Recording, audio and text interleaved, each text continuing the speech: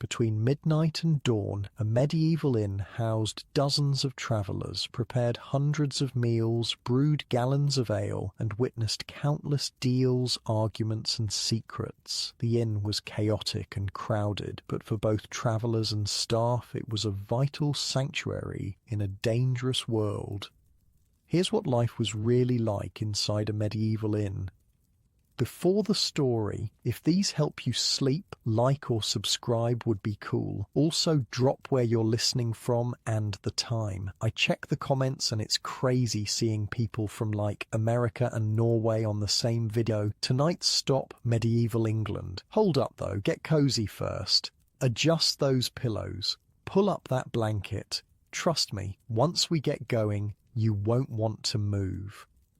You wake to darkness, complete and absolute. For a second, you're not sure where you are. The scratchy woolen blanket beneath you is nothing like your soft sheets at home. Your back aches from the hard wooden bench you've been sleeping on. The air is thick with the smell of smoke, stale ale, and too many unwashed bodies crammed into one room. Right. The inn. You paid a few pennies to sleep in the common room last night. Not enough for a private chamber upstairs, those are for merchants and nobles, but better than sleeping outside in the mud and rain. Something woke you. A sound. You listen. There. The soft creak of a floorboard. The whisper of movement in the darkness. Someone's moving around the common room. It's still night. The embers in the central hearth glow dimly, casting barely enough light to see the sleeping forms of other travellers huddled on benches or curled up in corners. A few snore loudly, others mutter in their sleep. One guy's been farting in his sleep for hours, which, considering medieval diets, is an absolute biological weapon situation. But wait, you notice more movement now, the silhouettes of people moving quietly through the dark, staff members beginning their day hours before any guest will properly rise. You awake then, a voice whispers near you. It's a young boy, maybe 12, one of the inn's many servants. He's carrying a small lamp, the flame dancing inside a crude horn lantern. Best go back to sleep. Still hours till dawn. What time is it? You whisper back. About 3 in the morning, he says with a shrug. Kitchen's just starting up. Won't be nothing to eat for hours yet. 3 in the morning? Who the hell starts work at 3? But as your eyes adjust to the darkness, you realize there's already serious activity happening around you. The kitchen door opens briefly, spilling a sliver of warm light into the common room. In that moment, you glimpse several people moving around, stoking fires, preparing for the day ahead. What are they doing in there so early? You ask the boy. He looks at you like you're an idiot. Making bread, of course. Takes 3 hours, doesn't it? Got to be ready by the time folks wake up at dawn. He holds up his lamp. I'm just getting water from the well for the dough. Go back to sleep if you can. You're wide awake now, though, so you decide to follow him. Might as well see how this place runs. The inn is like its own little world, you realize, a kingdom with its own rhythms and hierarchies, and right now, in the darkness before dawn, the kitchen is the center of that kingdom. You push open the heavy wooden door, and the wave of heat hits you first. After the chill of the common room, it's like walking into a furnace. 2 massive ovens are already being fired up, the youngest kitchen boys feeding logs into their hungry mouths. Oi, who's this then? A large woman looks up from a table where she's kneading an enormous mound of dough. Flour dusts her hands and forearms like war paint. This must be the head cook. Her domain is absolute here. Just a guest, mistress, you say quickly. Couldn't sleep myself. She grunts, unimpressed. Well, make yourself useful or get out. No looky-loos in my kitchen. Before you can answer, a sack of flour is shoved into your arms by a grinning kitchen boy. New helper, he announces, and scampers away before you can protest. And just like that, you're drafted into the earliest shift at a medieval inn. The kitchen is a wonder of organization and chaos combined. There's the bread-making operation, mixing, kneading, shaping, and eventually baking. One boy's job is simply to maintain the fire at the perfect temperature. Another does nothing but fetch water from the well outside. We'll need 40 loaves by dawn, the head cook tells you, showing you how to knead the dough properly. The fresh bread's what keeps them coming back. Nothing like the smell of it to make a traveller spend his coin. Your modern muscles aren't used to this kind of labour. After 15 minutes your arms are burning from the constant kneading. The woman notices and laughs. City folk, she mutters, weak as newborn kittens. But she's not cruel. She shows you the proper technique that uses your body weight rather than just arm strength. Been doing this 30 years, she says. You learn a few tricks. As your hands work the dough, your ears tune into the conversations around you. The kitchen staff gossip constantly, and you quickly learn that a medieval inn is basically TMZ with bread ovens. The merchant in the east chamber brought a woman up last night, whispers one girl. Not his wife, neither. Lord What's-his-name's man says they're leaving at first light, says another. Heading to London for some big to-do at court. The innkeeper caught them cheating at dice again, a boy chimes in, said next time he'll have the constable on them. It's amazing how much information flows through this place. News, rumours, secrets, all passing through this crossroads with the travellers who carry them. Watch for the cat, someone warns you, just as something streaks between your feet. You jump, nearly toppling into the dough table. An enormous tabby cat struts past, tail high, completely ignoring you. That's Mouser, explains the cook. Best ratter in the county. Without her, we'd be overrun. The cat gives you a disdainful look, then continues her patrol of the kitchen perimeter. She's not a pet, the cook continues, noticing your instinct to try and pet the cat. She's staff. Got a job like the rest of us. Keeps the mice out of the grain store. You think about your pampered house cat back home with its fancy food and endless naps on your sofa. Different world. A commotion outside draws your attention. Through the small kitchen window you can see lantern light bobbing in the courtyard. More people are waking up, heading toward the stables. Stable boys, says the cook, following your gaze, getting the horses ready for those leaving at dawn. Some travellers got a long way to go today. You peer closer and realise there's an entire separate ecosystem out there in the darkness. Young boys, some no more than 8 or 9 years old, are moving between the stables, carrying buckets of water and armfuls of hay. Horses whinny softly, sensing the coming day and their imminent departure. Can I? You begin, gesturing toward the door. Go on then, the cook waves you off. Dough needs to rise anyway. Just be back to help with the porridge.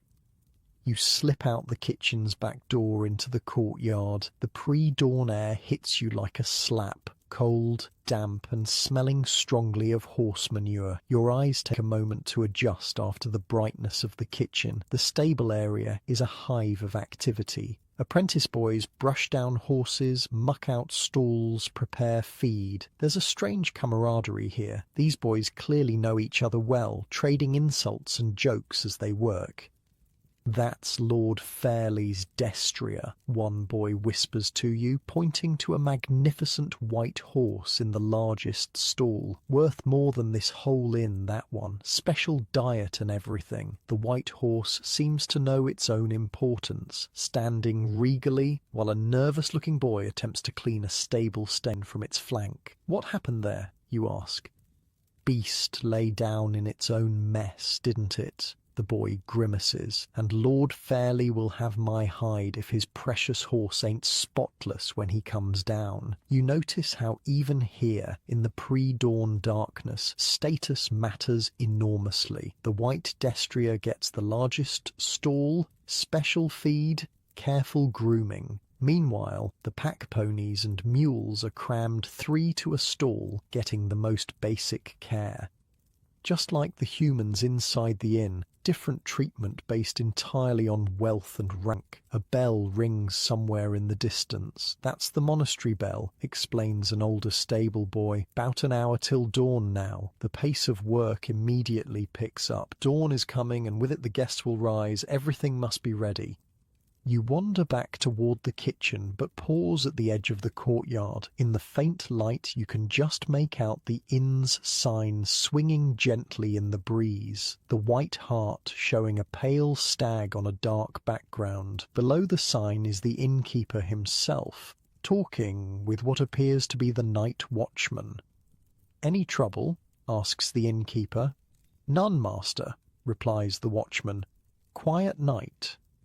"Good. Those merchants have valuable goods. Don't want any light-fingered folk getting ideas." Security, you realize, is a major concern. An inn houses strangers with valuable possessions, all sleeping under one roof. Trust is in short supply, and the night watchman's job is essential. You slip past them and back into the kitchen, which has transformed in your absence. The bread dough has been shaped into dozens of small loaves, ready for baking. Now a large cauldron of porridge bubbles over the fire, filling the room with the smell of cooking oats. "There you are," says the cook. "Stir this. Keep it moving, or it'll burn on the bottom." You take the long wooden paddle and begin stirring the thick porridge. It's surprisingly heavy work, and the steam rising from the cauldron makes sweat bead on your forehead. "What goes in the porridge?" you ask, noticing various ingredients being prepared nearby. "Oats, mostly," she says. "Bit of honey if we've got it. Dried apples in winter. Nothing fancy."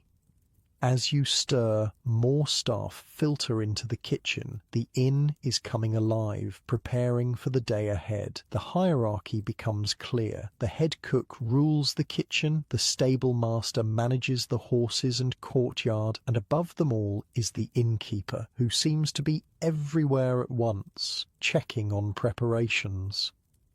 You're struck by how many people it takes to run this place. Dozens of staff, most of them incredibly young by modern standards, all with specific roles. The modern hotel industry has nothing on the complexity of this operation. The kitchen door swings open and the innkeeper enters. He's a stout man with a calculating gaze that takes in everything at once. "How's the bread?" he asks the cook. "First batch nearly done," she replies. "Porridge ready in a half-hour." He nods approvingly, then spots you. "Who's this, then?" "Just helping," you say quickly. He looks you up and down. "Paid for the common room last night, did you? Well, work earns your breakfast, so keep at it." Free labour in exchange for food, another aspect of medieval economics you hadn't considered. "Dawn soon," the innkeeper continues. "The manor lord's party will want a proper meal before they leave. See to it." The cook nods, and the moment he leaves, rolls her eyes. Lord this, lord that. Same oats as everyone else, just served in a pewter bowl instead of wooden. You laugh, and she gives you a rare smile. Outside, the sky is finally beginning to lighten. Through the kitchen window, you can see the first faint glow of grey on the horizon. Dawn approaches, and with it, the true beginning of the inn's day. The rhythm of work shifts subtly. The bread loaves go into the oven in batches, filling the air with the most delicious smell imaginable. The porridge is seasoned and stirred. Platters are arranged for the wealthier guests who will eat in private chambers. You find yourself swept along in the tide of preparation, helping where you can, observing this hidden world that exists before most travellers even open their eyes. "They've no idea, do they?" says a kitchen maid, noticing your fascination. "The guests, no idea what it takes to make this place run." "I certainly didn't," you admit. 3 in the morning every day, she says proudly. "That's when we start, rain or shine, summer or winter. Bread doesn't bake itself." You think about your comfortable bed at home, your alarm clock, your morning routine that definitely doesn't start at 3 a.m. There's something humbling about witnessing this level of work, this dedication to a craft most people never see or appreciate. The first batch of bread comes out of the oven golden brown and fragrant. The cook inspects each loaf critically before nodding in satisfaction. "Perfect," she pronounces. "Now for the second batch." As she speaks, you hear stirring from the common room beyond. The earliest guests are beginning to wake. The inn's visible day is about to begin, but you've seen what happens behind the scenes, the hidden hours of labour that make it all possible. The door to the common room opens, and a sleepy traveller enters, drawn by the smell of fresh bread. He looks surprised to see you helping in the kitchen. "Is there food yet?" he asks, hopefully. The cook points to a bench along the wall. "Sit, it's coming." You realize your time in this hidden world is coming to an end. Soon the inn will be fully awake, and this magical glimpse into its pre-dawn life will vanish in the hustle of the day. But you've seen it now. The secret heartbeat of a medieval inn, the countless hands that work in darkness so that travellers can wake to fresh bread and prepared horses, the complex ecosystem that turns chaos into order, night after night, day after day. "First loaf's yours," says the cook suddenly, handing you a still warm bread. "Earned it, you did." You take the bread, feeling an absurd pride in having been part of this ancient process. As you tear into the crust, the first true light of dawn streams through the kitchen window, illuminating the flour dust hanging in the air like gold. Dawn breaks with noisy persistence at the White Hart Inn. Light creeps through shuttered windows, and the world changes. The once quiet building transforms as dozens of travellers emerge from private chambers and common room corners, stretching sleep-stiffened limbs, coughing, arguing and preparing for another day on medieval roads that might kill them before sunset. You're still in the kitchen, but your role has shifted. No longer the curious night owl helping with bread, you're now drafted into the breakfast rush. The pace is frantic. The cook shoves a wooden tray into your hands. "Take this up to the merchant in the east chamber," she orders. "The one with the fancy blue cloak. Don't spill it, or he'll have a fit." The tray holds a small loaf of bread, still warm from the oven, a bowl of steaming porridge with a drizzle of honey, and a wooden cup of small beer, basically medieval breakfast juice, with just enough alcohol to make the water safe. You navigate carefully through the now bustling common room. The space that was dark and quiet just an hour ago is filled with activity. Travellers roll up blankets, pull on boots, argue over who snored the loudest, and jostle for position at the washing basins. "Watch it," growls a burly man as you nearly collide with him. He's got the red-eyed, pale-faced look of someone nursing a serious hangover. Too much ale last night, clearly. The common room is a showcase of medieval morning routines. In one corner, a group of pilgrims pray together before breaking their fast. Near the fire, two merchants haggle over the price of cloth, using these quiet morning moments for business. A family with 3 children tries desperately to gather their belongings, the smallest child wailing about a missing wooden toy. And everyone, absolutely everyone, smells like bad morning breath mixed with body odour in a world where regular bathing isn't a thing makes for quite the sensory experience. Not like your cosy bedroom at home with its scented candles and clean sheets. You carefully navigate the stairs to the private chambers above. These rooms, while still basic by modern standards, are luxury accommodations for medieval travellers. They have actual beds with mattresses stuffed with straw or wool, small windows with shutters, pegs on walls for hanging clothes, and, most importantly, doors that close. You knock on the east chamber door. "Breakfast, sir?" "Enter," comes a muffled voice. The merchant is already dressed in a fine wool tunic, his blue cloak folded neatly on the bed. He's washing his hands and face in a ceramic basin, a small luxury provided for wealthier guests. A jug of water sits beside it. "Set it there," he says, barely glancing at you. You place the tray on a small table near the window. The morning light shows the room more clearly, simple but clean, with a few touches that mark it as premium accommodation. The bed has linen sheets, not just wool blankets. The floor has been swept. There's even a small mirror of polished metal hanging on the wall. "Will there be anything else, sir?" you ask, playing your part. The merchant looks at you properly for the first time. "You're not the usual boy, just helping out this morning." He grunts, then tosses you a small coin. "Find out if the roads to London are clear of bandits. Ask the travellers who came from that direction yesterday." You pocket the coin with a nod and head back downstairs, marvelling at how naturally you're blending into this medieval world. Tasks, tips, information trading. It's all part of the inn's ecosystem. Back in the common room, the activity has intensified. The innkeeper stands near the main door, collecting coins from those who stayed the night and are now leaving. He has a remarkable memory, seeming to know exactly what each person owes without needing to consult any records. "That's 6 pence for the room, 2 for the extra blanket, and 3 for your meals," he tells a departing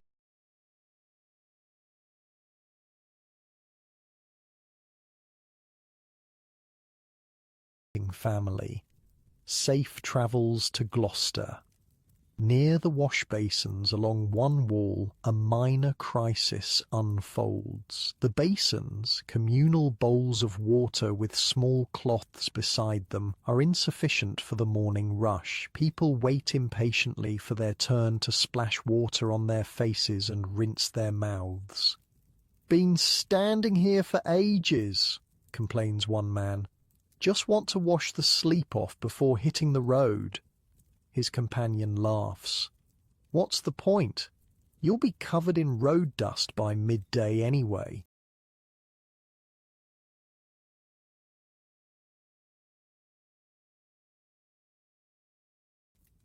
Overhearing this, you're struck by the different attitude toward cleanliness. For many travellers, a quick rinse of hands and face is the extent of their morning washing routine. Full baths are rare, special occasions. A loud bang draws everyone's attention to the courtyard door.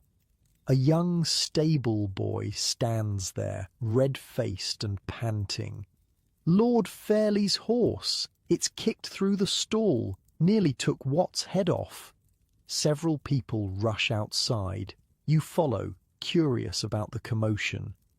In the stable yard, the magnificent white destrier, a massive war horse worth a small fortune, has indeed kicked through its wooden stall. It's now being held by 3 nervous stable boys, while the older stable master examines the damage. "Bleeding beast," mutters the stable master. "Always the fancy ones that cause trouble." A well-dressed man hurries across the yard, clearly Lord Fairlie himself. He's wearing fine clothes and has the confident bearing of nobility.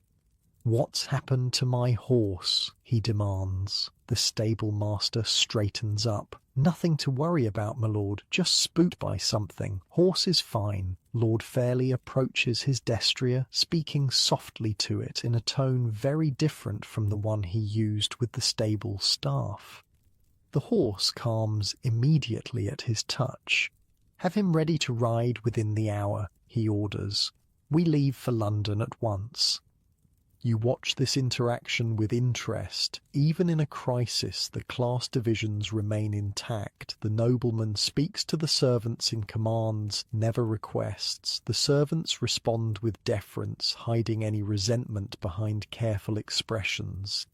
Back inside, breakfast is in full swing. The common room now functions as a dining hall, with people eating at the long wooden tables. The fare is simple but filling: bread, porridge, perhaps some cheese or preserved fruit for those willing to pay extra. Everyone uses their own knife to cut bread and cheese, carrying this essential tool wherever they go.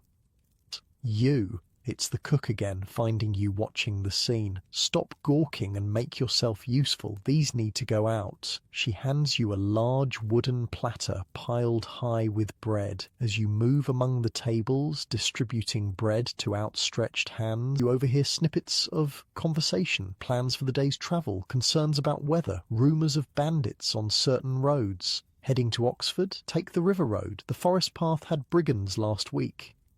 Heard the bishop's party was robbed near Coventry. Lost everything. Storms brewing from the west. Better leave soon if you want to make Northampton by nightfall. These exchanges remind you how dangerous medieval travel could be. Roads were often poorly maintained dirt tracks through forests or open countryside. Bandits, wild animals, and sudden storms were constant threats. Travellers shared information as a matter of survival. Near the hearth, where a fresh fire now blazes, an older man holding a wooden staff addresses a circle of attentive listeners. His clothing marks him as a pilgrim, possibly returning from a holy site. The shrine was so crowded we waited 2 days just to approach. But worth every moment, my friends. A man from Kent was cured of his blindness right before my eyes, his audience murmurs appreciatively. Religious pilgrimages were a common reason for travel, and stories of miracles spread quickly. In a quieter corner, a merchant shows small samples of cloth to potential buyers. Finest wool from the north, see how tightly woven. This will last years, not months like the cheaper stuff. Business transactions happen everywhere in the inn, not just in formal settings. The common room serves as marketplace, dining hall, and social hub all at once. The main door opens, admitting a blast of fresh morning air that briefly cuts through the stuffy interior atmosphere. A tall man enters, his clothing dusty from the road. He approaches the innkeeper with purpose. Any word of a party from York? Travelling merchant, grey beard. Has a daughter with him? The innkeeper considers for a moment. None such has passed through here this week. The man's face falls. They should have arrived 2 days ago. Or roads are bad after the rains, offers the innkeeper. Or they may have chosen another route. Or worse, you think, remembering the talk of bandits. Not every journey ended safely in these times. You continue your rounds with the bread, ending up near a table where a group of apprentice boys are wolfing down their porridge. They're young, between 12 and 16 probably, travelling with their master to learn various trades. Going to be hot today, says one, scraping his wooden bowl clean. Feel it already. Better than rain, replies another. Remember that mud outside Leicester? Nearly lost my boot in it. Master says we're to reach Bedford by nightfall. Not bloody likely. Not with Fat Thomas slowing us down. A round-faced boy at the end of the table makes a rude gesture in response, his mouth too full of bread to reply properly. Their easy camaraderie reminds you that even in the rigid social structure of medieval times, there were still friendship, jokes, and the universal experience of youth. Near the washing basins, a small drama unfolds as a well-dressed woman berates a serving girl who's accidentally spilled water on the woman's shoes. Clumsy fool, these are Spanish leather. Do you know what they cost? The girl keeps her eyes down. Sorry, mistress. Very sorry. The woman continues her tirade until her husband intervenes. Enough, Margaret. It's just water. He presses a small coin into the servant's hand. No harm done. You've noticed that some travellers treat servants with casual cruelty, while others show unexpected kindness. Human nature, it seems, hasn't changed much over the centuries. In the doorway between kitchen and common room, the cook appears, wiping her hands on her apron. She surveys the room with practiced eyes, counting heads, assessing how much more food might be needed. Seeing you with an empty bread basket, she beckons. Need more bread out there? You nod. Going fast. Good sign, she says with satisfaction. Means we've baked it right. She loads your basket with more warm loaves, and when you're done with that, the porridge pot needs scrubbing. As you distribute the second round of bread, you notice activity intensifying in the courtyard. Through the open door, you can see travellers beginning to prepare for departure. Horses are being saddled, carts loaded, travelling groups gathering. The innkeeper moves through the common room, checking that everyone has settled their bills before leaving. His manner changes subtly depending on who he's addressing. Deferential to nobility, friendly but firm with merchants, brusque with common travellers. Another night, Master Cooper? He asks a middle-aged man. The man shakes his head. Must reach York by week's end. Long road ahead. Safe travels then. The northern road's clear, last I heard. This exchange reminds you of the innkeeper's other role, information broker. Situated at this crossroads of travellers, he hears news from all directions. This knowledge is valuable, sometimes as valuable as the food and lodging he provides. Back in the kitchen, you find organised chaos. Breakfast service is winding down, but preparations for the midday meal have already begun. Vegetables are being chopped, a large pot of pottage, thick stew, simmers over the fire, and fresh dough is being prepared for the day's second batch of bread. "Scrub that properly," orders the cook, pointing to the porridge pot. "No bits left in the corners." Cleaning cookware in medieval times is hard work. No soap as you know it, just abrasive sand, ash and hot water. You attack the porridge pot with determination, scrubbing until your arms ache. "Not bad," says the cook, inspecting your work. "For a beginner." Coming from her, this feels like high praise. A sudden commotion draws you back to the common room. Lord Fairlie's party is preparing to leave, creating a ripple of activity as servants, stable boys, and the innkeeper himself rush to attend to them. Lord Fairlie stands imperiously in the centre of the room, while his squire adjusts his cloak. His travelling companions, 2 other noblemen and their attendants, gather nearby. The group will travel with armed men for protection, a luxury most travellers can't afford. "Everything is prepared, my lord," says the innkeeper with a deep bow. "Your horses await in the yard." "The meal was adequate," replies Lord Fairlie, which seems to be high praise from him. He flips a coin to the innkeeper, who catches it with practised ease. You follow the noble party outside, curious to see their departure. The courtyard has transformed into a scene of ordered activity. The white destrier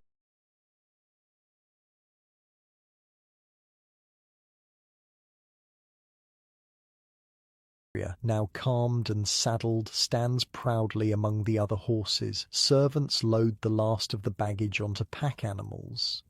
The stable master personally holds Lord Fairlie's horse as he mounts. The nobleman settles into his saddle with the ease of someone who's spent a lifetime on horseback. "To London," he calls, and the gate swings open. The entire party moves out in a clattering of hooves, jingling of harnesses, and shouted last-minute instructions. As they disappear down the road, other travellers begin their own departures. The pattern is clear. The wealthier guests leave first, followed by merchants and tradespeople, then common travellers. Even in departure, the social hierarchy remains intact. A family struggles to load their small cart. The father lifts a heavy sack while the mother tries to wrangle 3 small children. You step forward to help with the sack. "Much obliged," says the man, breathing heavily. "Thought my back would give out." "Where are you headed?" you ask. "Gloucester. God willing, we'll be there in 3 days." He looks at the sky, assessing the weather. "Unless the rain comes."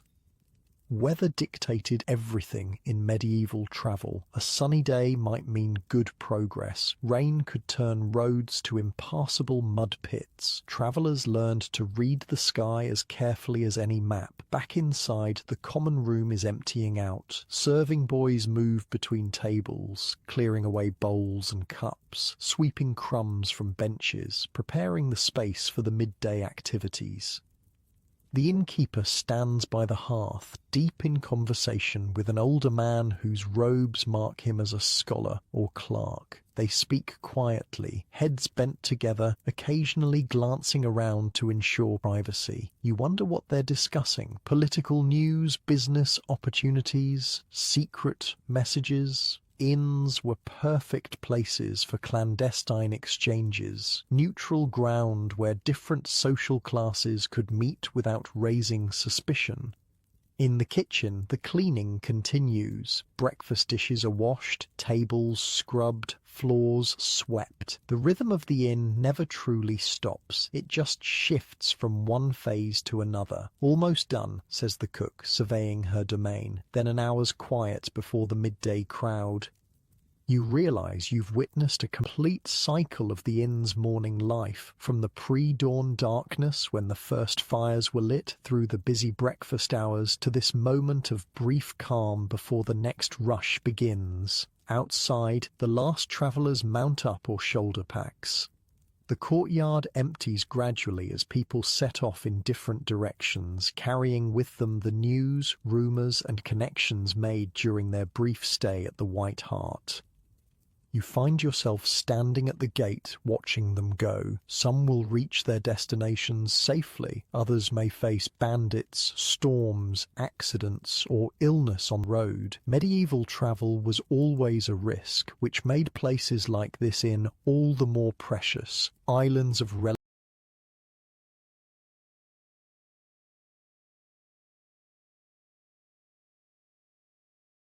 safety in a dangerous world. The innkeeper appears beside you, also watching the departing guests. Always the same, he says thoughtfully. Every morning they leave, every evening new ones arrive. The faces change, but the inn remains. There's a strange poetry to his observation. The medieval inn as a constant amid the flow of human movement, a fixed point in a world of journeys. Behind you, the inn settles into its mid-morning routine. Rooms are being cleaned, supplies inventoried, repairs made. The stable boys muck out stalls while the kitchen prepares for midday meals. The brief lull between breakfast and lunch won't last long. You turn back to the innkeeper. What happens now? He gives you an appraising look. Now we prepare for the next wave. Always another wave coming. He gestures toward the inn. Care to see how we keep the accounts, since you've shown yourself useful? And just like that, you're invited deeper into the workings of this medieval crossroads, this temporary home to countless travellers, this business that never truly sleeps.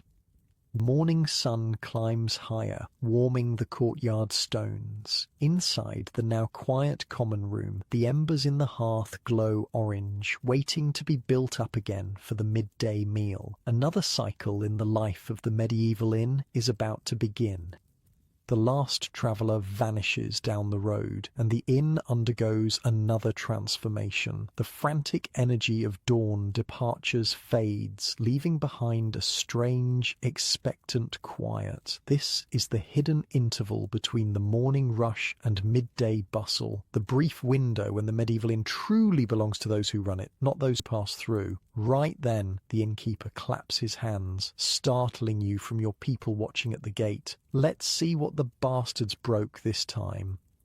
He's half joking, but there's truth in it. Each wave of travellers leaves its mark on the inn, from spilled ale and broken furniture to more creative damages that make you wonder how they even happened.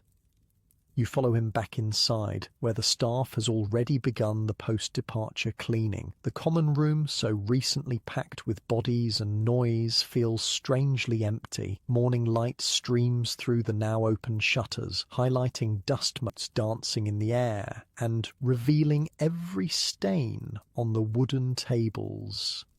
"Check under the benches," the innkeeper instructs a young serving boy. "Lord knows what they've left behind." The boy nods and drops to his hands and knees, peering into the shadows beneath the long tables. "Found something," he calls out after a moment, fishing out a small leather pouch. The innkeeper takes it, weighs it in his hand, then peeks inside. Someone's missing their coin purse. He tucks it away in his own pocket. If they come back for it, they'll have to describe what's inside. You raise an eyebrow. And if they don't come back? "Finder's fee," he says with a shrug. "Can't keep an inn running on goodwill. Lost items are just one of the many small windfalls in the inn business, you realise. Between unclaimed belongings, overcharging careless travellers, and the occasional watered-down ale, there are plenty of opportunities for extra profit. Not exactly honest, but in a world without consumer protection laws, it's just how business works." The innkeeper beckons you to follow him upstairs. Let's see what disasters await in the private chambers. The small hallway upstairs is lined with doors leading to the individual rooms. A middle-aged woman, the innkeeper's wife, you assume, is already supervising two young girls who move in and out of the recently vacated chambers. "How bad?" asks the innkeeper. His wife makes a so-so gesture with her hand. "The merchant in the east room left it tidy enough. That noble in the corner chamber, though," she trails off, shaking her head. You peek past her into the nobleman's former room. Despite having paid the highest rate, Lord Fairlie apparently felt no obligation to leave the place in decent condition. The bed linens are strewn everywhere. A chamber pot sits unemptied in the corner. And what looks like wine has been spilled across the small table. "Always the same with their sort," mutters the innkeeper's wife. "Think because they pay more, they can treat the place like a pigsty." "Better a messy noble than no noble," replies her husband pragmatically. "Their coin spends just as well." You watch as the two girls, probably no more than 14, efficiently strip the bed, gather the dirty linens, and set about transforming the chaos back into order. They work with the practiced ease of those who've done this countless times before. "Want to see something interesting?" The innkeeper gestures for you to follow him into what must be his private office, a small room with a sturdy desk, shelves of parchment rolls, and a heavy iron-bound chest. He unlocks the chest with a key from around his neck and opens it to reveal neat stacks of coins. Not a fortune by modern standards, but in medieval terms, an impressive sum. "Morning count," he explains, sitting down at the desk and beginning to sort the coins by type. "Have to keep track, or you're asking to be robbed blind." The medieval monetary system unfolds before you. Silver pennies form the bulk of the collection, but there are also larger silver coins, groats and half-groats, and even a few gold nobles from the wealthier guests. Each stack represents a different denomination, and the innkeeper records them carefully in a leather-bound book using a quill pen. "Or literacy," you realise out loud. "You can read and write." He looks up, amused. "Course I can. Can't run a business this size otherwise." He gestures at the book. Every penny accounted for. What's owed to suppliers, what's due from credit customers, wages for the staff. He taps the page with a calloused finger. Numbers don't lie, even when people do. The inn, you realize, isn't just a building with beds and beer. It's a complex business operation requiring skills many medieval people simply didn't possess. No wonder innkeepers often held positions of local importance. From downstairs comes the sound of raised voices. The innkeeper sighs, reclosing the chest. Never a dull moment. Let's see what fresh nonsense this is. In the common room, you find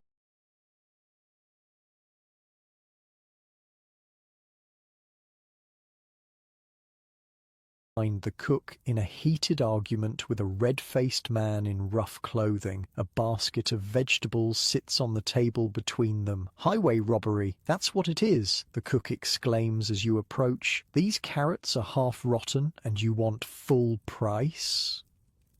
The man, a local farmer, you guess, crosses his arms.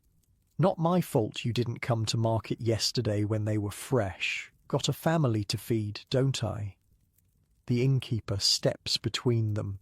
"Amos, Amos," he says soothingly to the farmer, "surely we can reach an arrangement. Half price for the lot, and we'll still buy your spring onions next week." What follows is a masterclass in negotiation. The farmer blusters, the innkeeper stays calm, the cook interjects with dramatic declarations about the vegetables' poor quality, and eventually a price is agreed upon that's lower than the original but not quite half.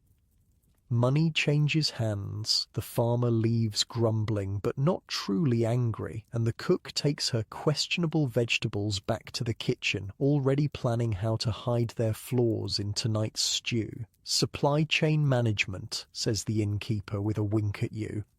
"That's what makes or breaks an inn. Anyone can pour ale or make a bed, but keeping the food coming, the wood burning and the ale flowing without running out or wasting what spoils, that's the real trick."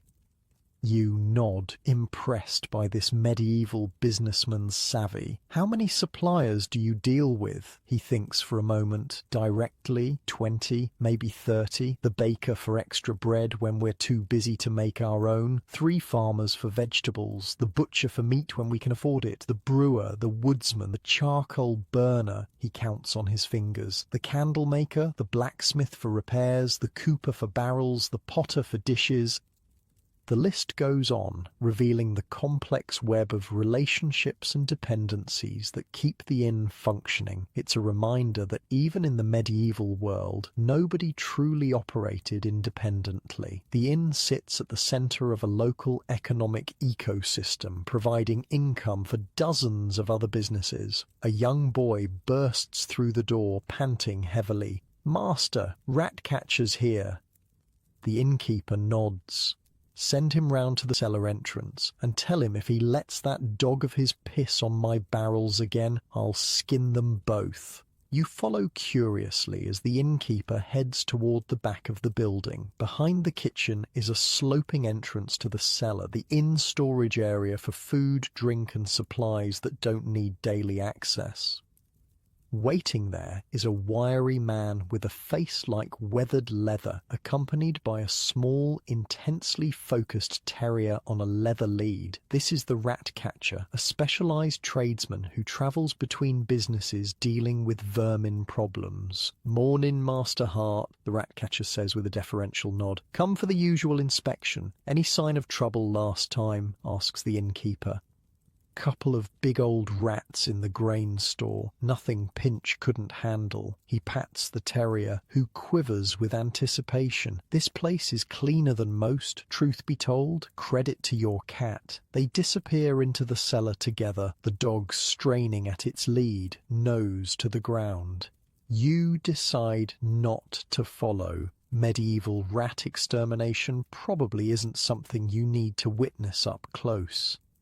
Instead, you wander back to the kitchen where the staff meal is being prepared. With the morning guests gone and the midday customers not yet arrived, this is when the inn's workers get their own breakfast. Unlike the porridge served to travellers, the staff meal is more practical. Whatever leftover bread remains from yesterday, perhaps spread with a bit of dripping, congealed fat saved from cooking meat, and a cup of very weak ale. It's basic sustenance, eaten quickly while standing rather than sitting, because even during this break there's work to be done.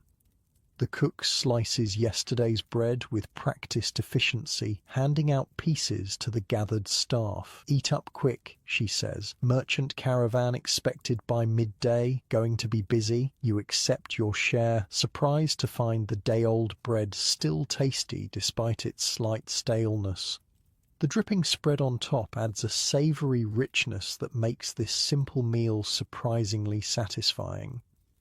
The staff eat in small groups, using this rare moment of rest to gossip and share information. The hierarchy is clear even here. The innkeeper's wife and the cook eat slightly apart from the others. The stable master has his own little circle of boys, and the youngest servants eat quickly in corners, always alert for orders from their superiors. "That noble with the white horse left this behind," says one of the chambermaids, pulling a fine linen handkerchief from her pocket, "embroidered with his family crest and everything. Worth something that," comments another girl. "Going to tell the mistress?" The first girl snorts. "Why should I? He called me a wretched, slow-witted girl when I didn't fetch his washing water fast enough."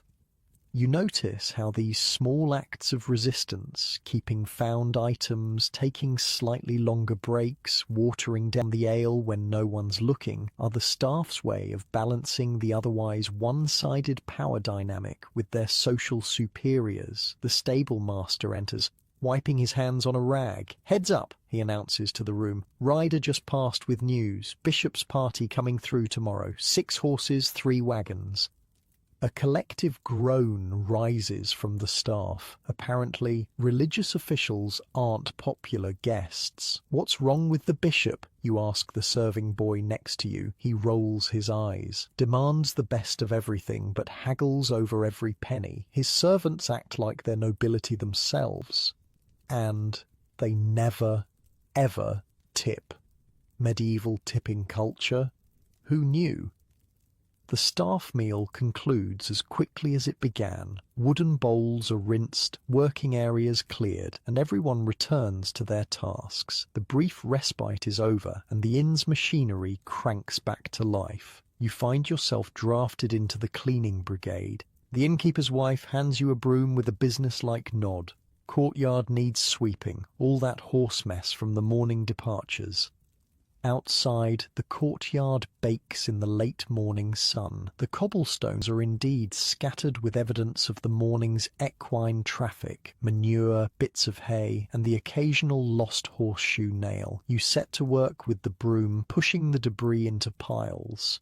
A young stable boy appears with a wooden wheelbarrow.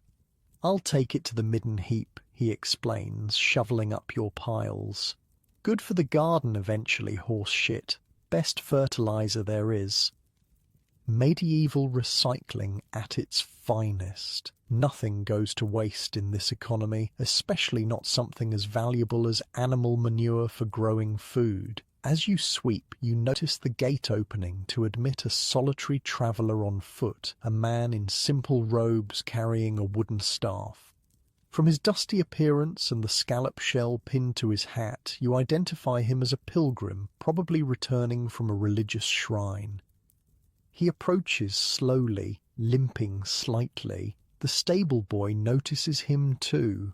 "Another holy wanderer," he says quietly. "We've been getting a lot lately. Must be the saint's feast day coming up." The pilgrim stops at the well in the centre of the courtyard, draws a bucket of water, and drinks deeply before splashing some on his face. He looks exhausted, the way people do after walking countless miles on medieval roads with nothing but a staff for support. The innkeeper emerges from the main door, assessing the newcomer with a practiced eye. He can tell immediately this isn't a wealthy guest, but he approaches with reasonable courtesy nonetheless. "Welcome, pilgrim. Seeking rest?" The man nods. "Just for midday, if I may." can't afford a night's lodging but would welcome food and an hour's rest in the shade. 2 pennies for pottage and bread, says the innkeeper, and you can rest in the common room if you don't take up a whole bench to yourself. The pilgrim reaches into a small pouch and carefully counts out 2 copper pennies, probably a significant portion of his travelling funds. The innkeeper pockets them and gestures toward the door. "God's blessing on this house," says the pilgrim as he passes.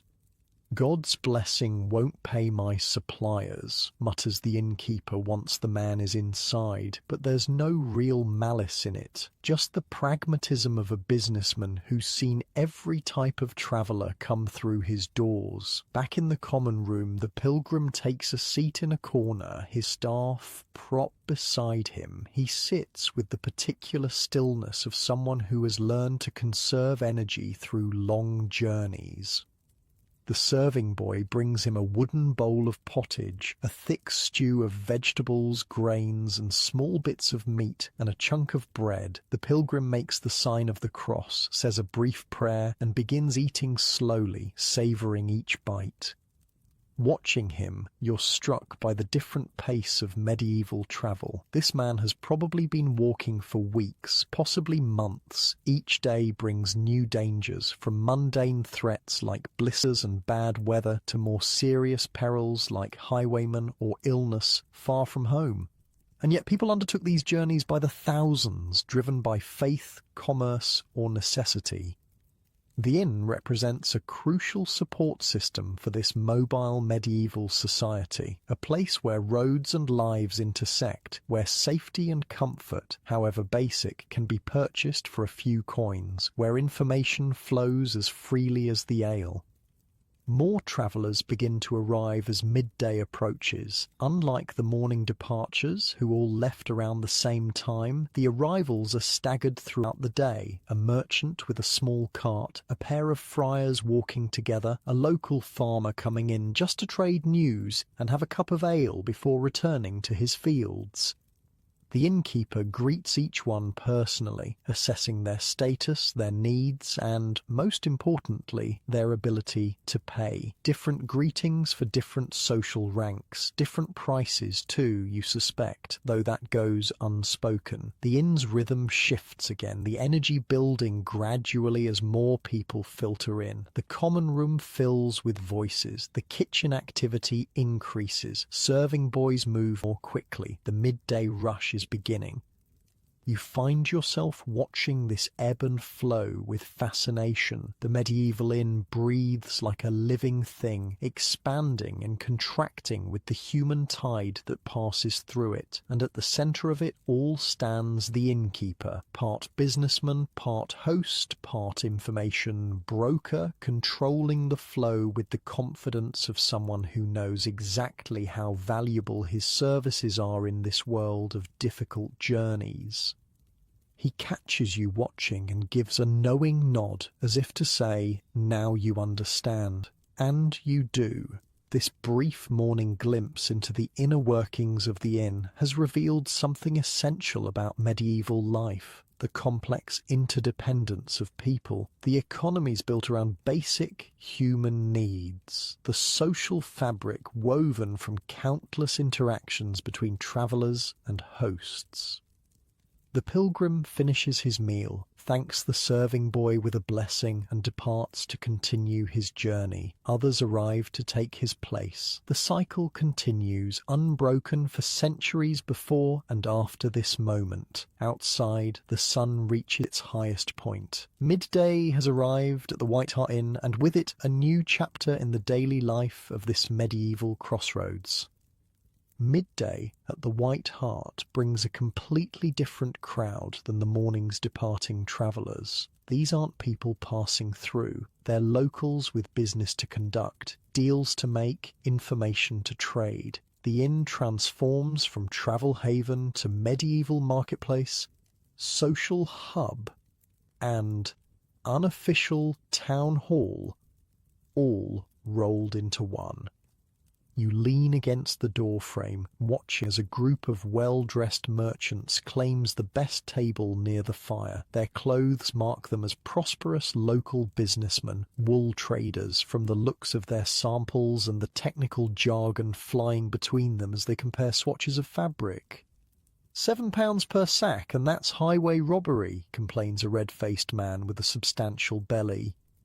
His companion, thinner and more calculating, fingers a swatch of wool thoughtfully. The Flemish buyers will pay 9 if it's good quality. Question is whether we can get enough before the ship leaves Bristol. The innkeeper himself serves these valuable customers, placing wooden cups of wine before them with a respectful nod.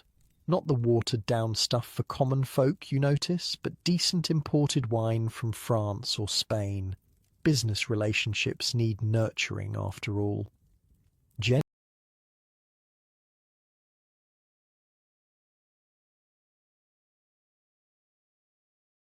Gentlemen, the innkeeper says smoothly. Word is that Thomas Fletcher just brought in 3 wagon loads from the northern shearers, hasn't sold it yet. He delivers this information casually, as if it's just friendly conversation, but you can see the merchants perk up instantly.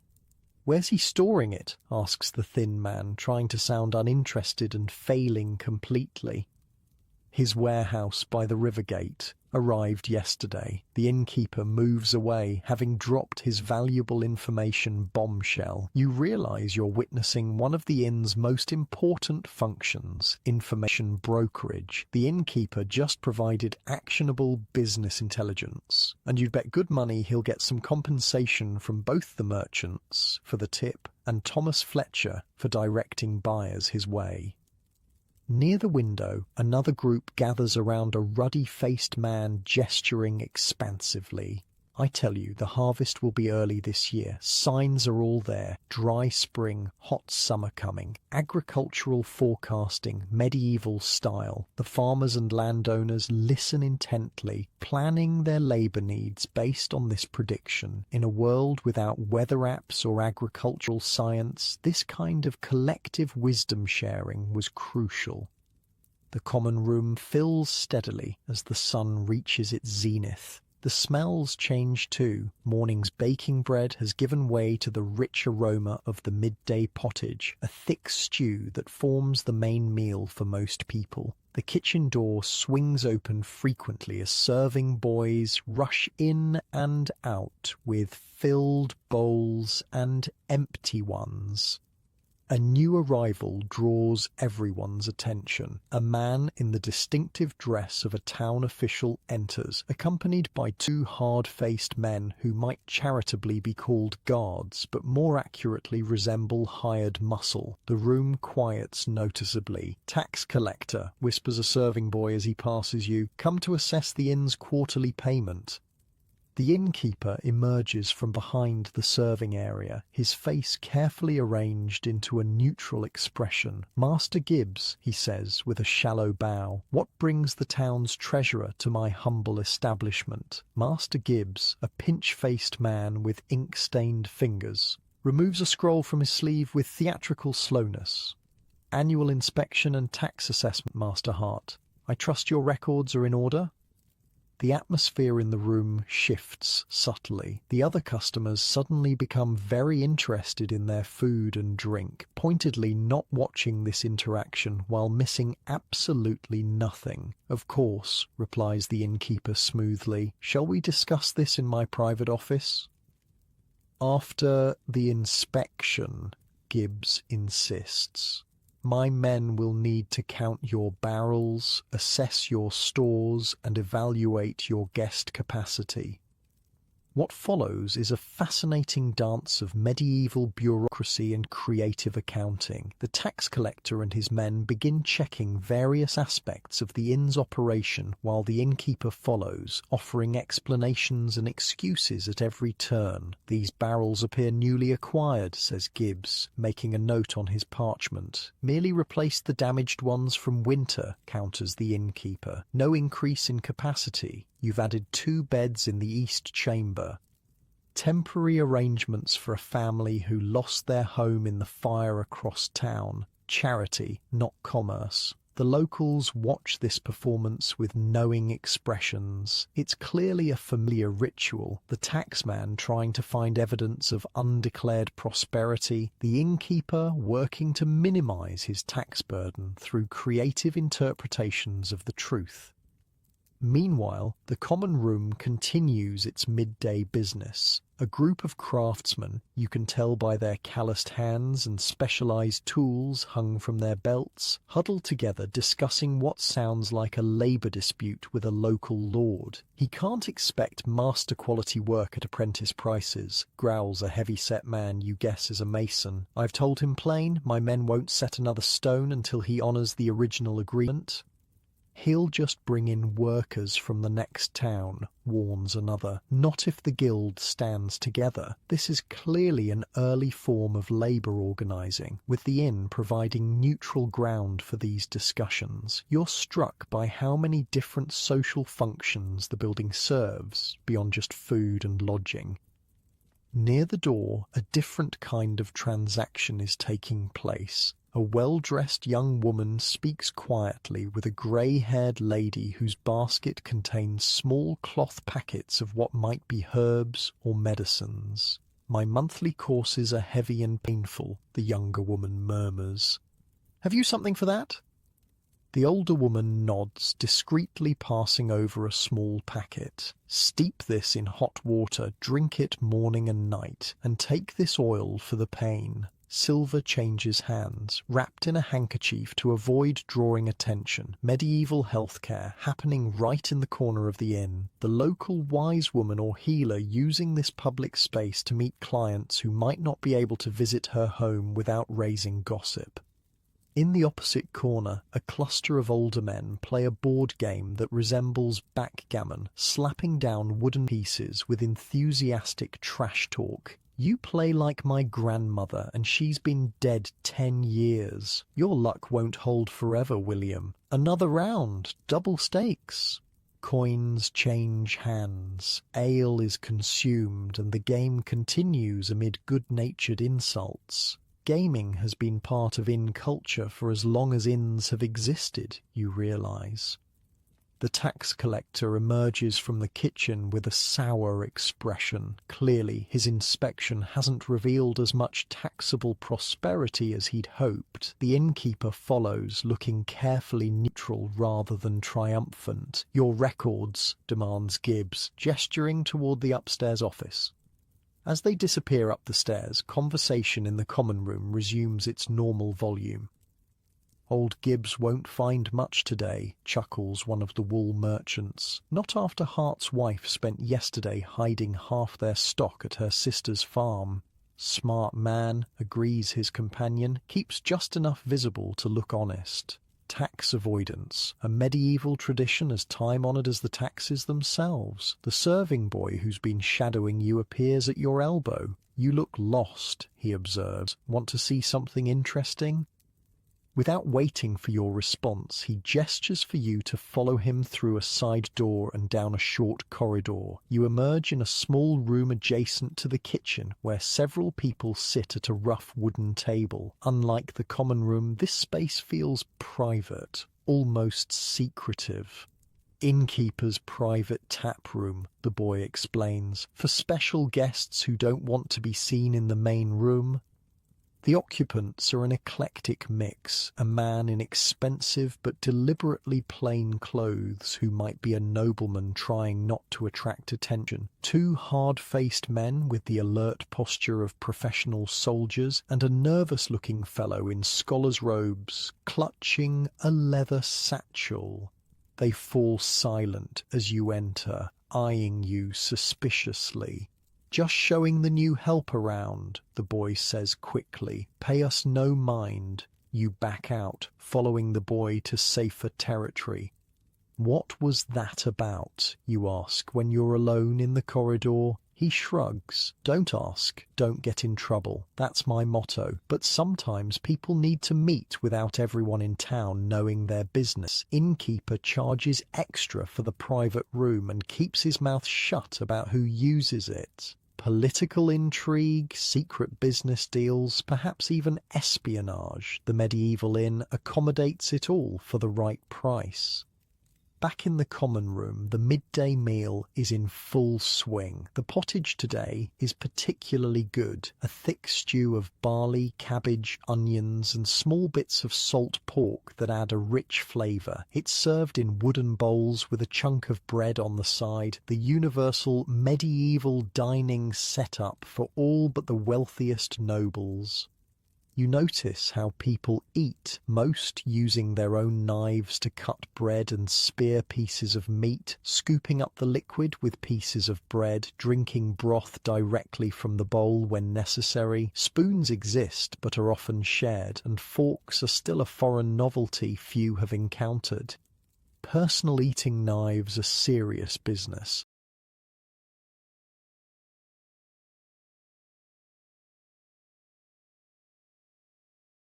Several diners have impressively decorated sheaths hanging from their belts, suggesting that one's eating knife was both practical tool and status symbol in medieval society.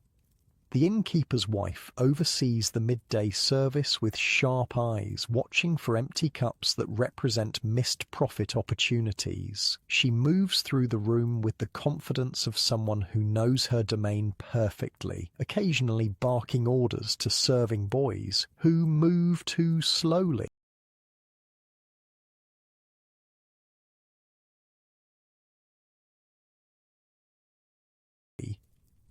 More ale to the merchant's table, bread's running low. You, check on the pottage pot, make sure it doesn't burn. Unlike her husband's diplomatic approach, she rules through direct command, and the staff respond instantly to her orders. In many ways, she's the practical engine that keeps this place running while her husband handles the public-facing aspects of the business. Everyone has secrets, she says, catching you watching her. Everyone has something they don't want others to know. An innkeeper who remembers that fact never goes hungry. She gives you a meaningful look before moving on to supervise the clearing of emptied bowls. Outside, the sun beats down on the courtyard where a new group of travellers has arrived, a merchant caravan with heavily laden pack horses and a few armed men for protection. They've stopped for the midday meal and rest rather than overnight accommodation, so the stable boys are merely watering the animals and providing temporary shade rather than full stabling services. The merchant in charge, a prosperous-looking man in a travel-stained but good-quality cloak, enters the common room and scans it with the practiced eye of someone who spends his life assessing commercial opportunities. Spotting the wool merchants, he makes his way directly to their table. "Masters, good fortune finding you here. I've just come from the southern shearing."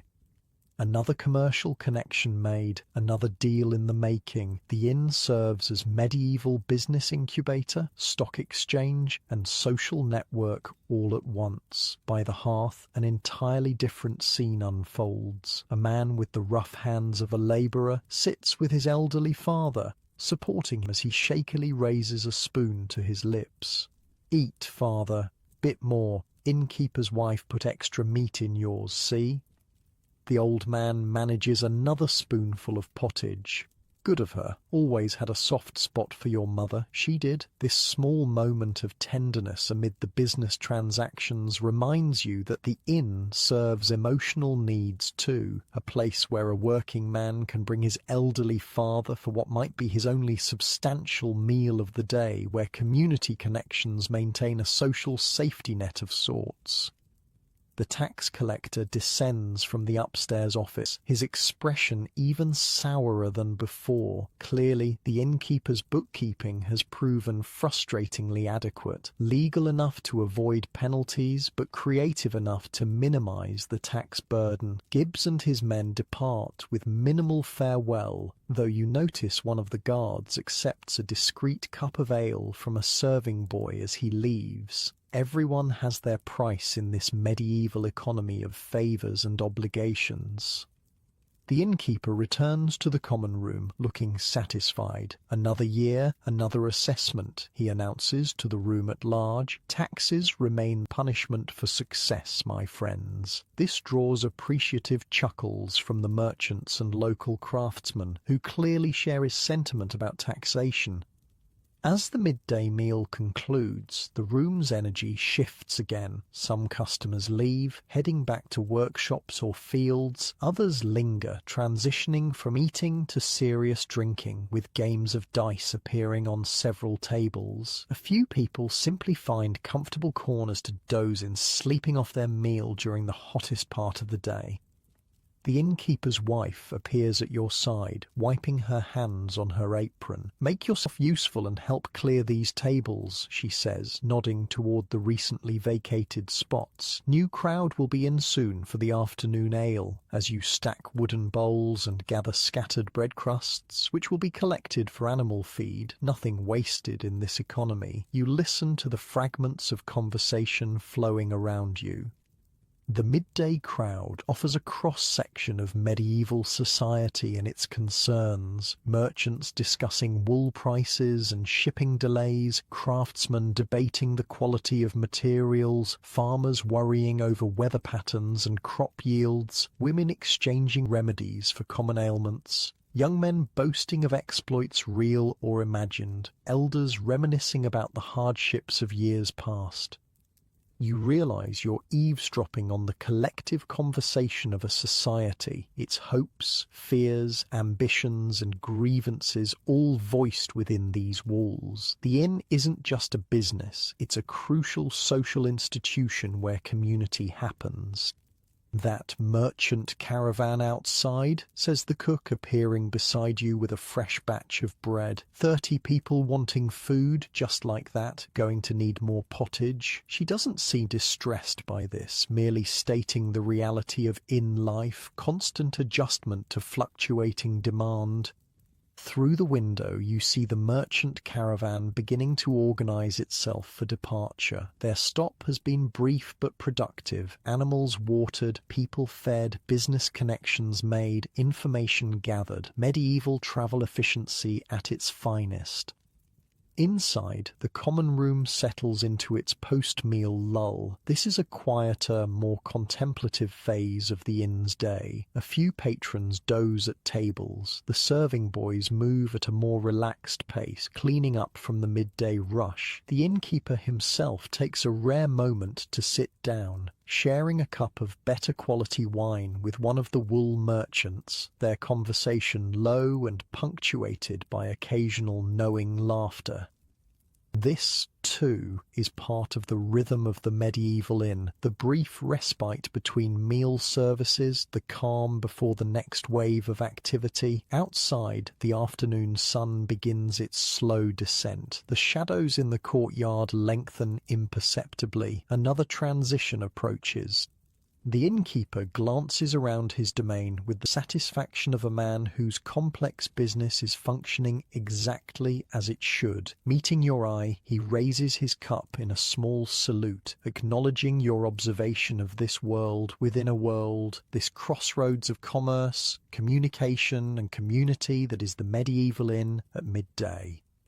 The afternoon sun hangs heavy in the sky as a peculiar quiet descends upon the White Hart Inn. The frantic energy of morning departures and midday commerce has faded, leaving behind a drowsy lull that feels almost sacred. This is the hidden interval in a medieval inn's day. The brief window when time itself seems to slow, when even the most bustling establishment catches its breath before the evening's demands. You find yourself in the courtyard, enjoying the relative peace. A few chickens scratch in the dirt, pecking at invisible treasures. The inn's cat, the professional mouser you met in the kitchen before dawn, sprawls in a patch of sunlight, one eye lazily tracking the chickens, as if calculating whether they're worth the effort on such a warm afternoon. The relative quiet is broken by the distant sound of creaking wheels. You look toward the road and spot a heavily laden cart making its slow approach. The cart is piled high with split logs, firewood, one of the inn's most crucial supplies. "Right on time," says the innkeeper, appearing beside you. He shed his more formal midday demeanour, sleeves now rolled up, ready for physical work. "Afternoon wood delivery. Can't run an inn without a mountain of firewood." The cart enters the courtyard, pulled by a sturdy draught horse and guided by a weathered man with arms like tree trunks. This must be the woodsman, another essential link in the inn supply chain. "Thomas," the innkeeper greets him. "Good load today?" The woodsman, Thomas, apparently, nods. "Oak and ash, mostly. Some birch. Been seasoning since last winter, so it'll burn clean." He eyes you curiously. "New help?" "Just passing through," says the innkeeper before you can answer, "but lending a hand today." He turns to you with a look that somehow combines request and command. "Speaking of which, we could use help unloading." And just like that, you're drafted into the medieval firewood brigade. Thomas manoeuvres his cart close to a covered area at the side of the courtyard, a woodshed designed to keep the precious fuel dry. The unloading process is simple but backbreaking. Thomas and the innkeeper take position at the cart, heaving armfuls of split logs down to you and a couple of stable boys who've appeared to help. Your job is to stack them neatly in the woodshed. The rhythm of the work soon has you sweating despite the cooling afternoon. Lift, stack, return, repeat. The physical reality of maintaining a medieval inn hits you in muscles you didn't know you had. Your soft modern hands quickly develop splinters, making you envy the calloused palms of your medieval counterparts. In this size goes through 2, sometimes 3 cartloads a week in winter, Thomas tells you between loads. Cooking, heating, hot water, all needs feeding with wood. He nods toward the innkeeper. Hart here knows to buy ahead and store it proper. Some innkeepers try to save coin by buying green wood, then wonder why their fires smoke and their rooms stay cold. The innkeeper grunts in acknowledgement as he heaves another armload down. Can't skimp on wood or ale. Guests forgive a lumpy bed faster than a cold room or weak drink. As you work, you notice how the woodpile is organised. Not just a random heap, but a carefully managed system. Older, fully dried wood at the front for immediate use. Newer deliveries at the back to continue seasoning. Different types separated according to purpose. Oak for long-lasting heat. Quick-burning birch for fast-cooking fires. Fragrant applewood saved for smoking meats.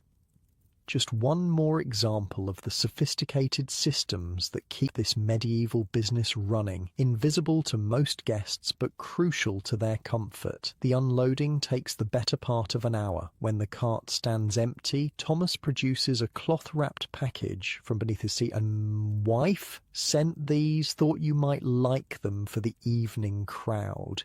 The innkeeper unwraps the cloth to reveal several bundles of herbs, rosemary, sage, and something that might be lavender.